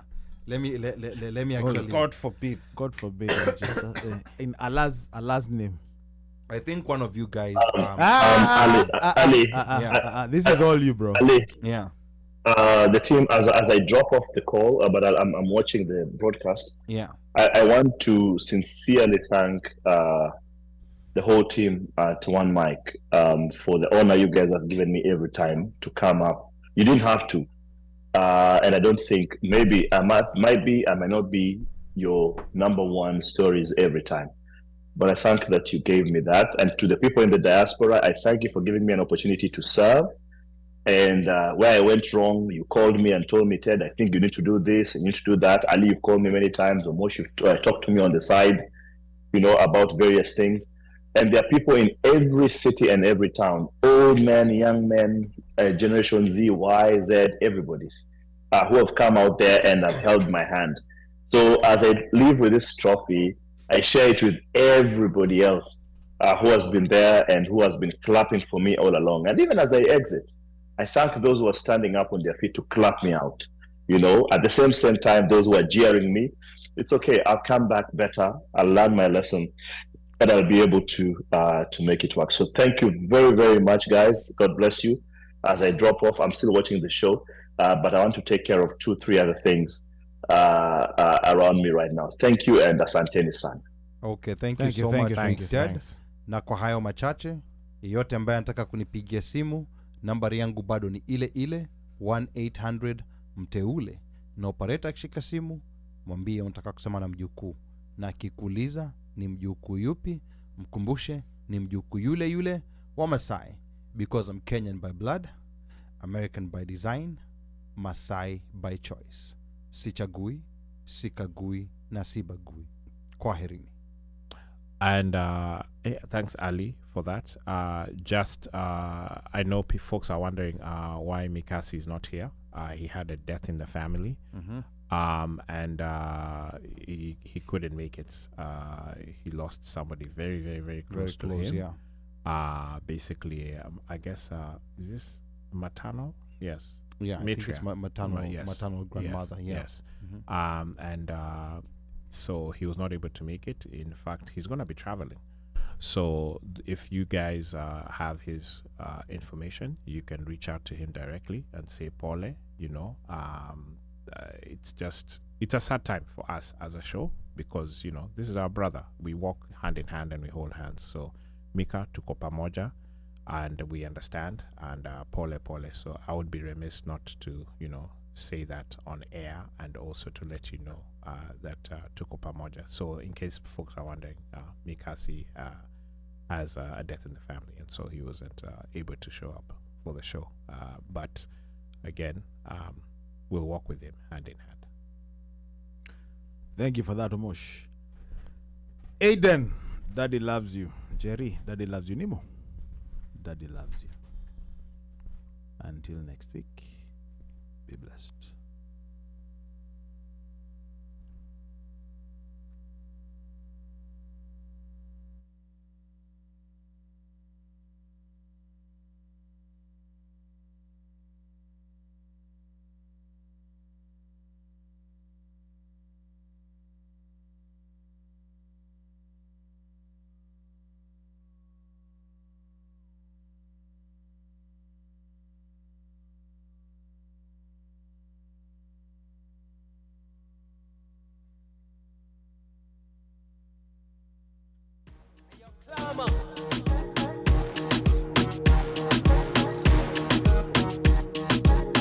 Black Market Records.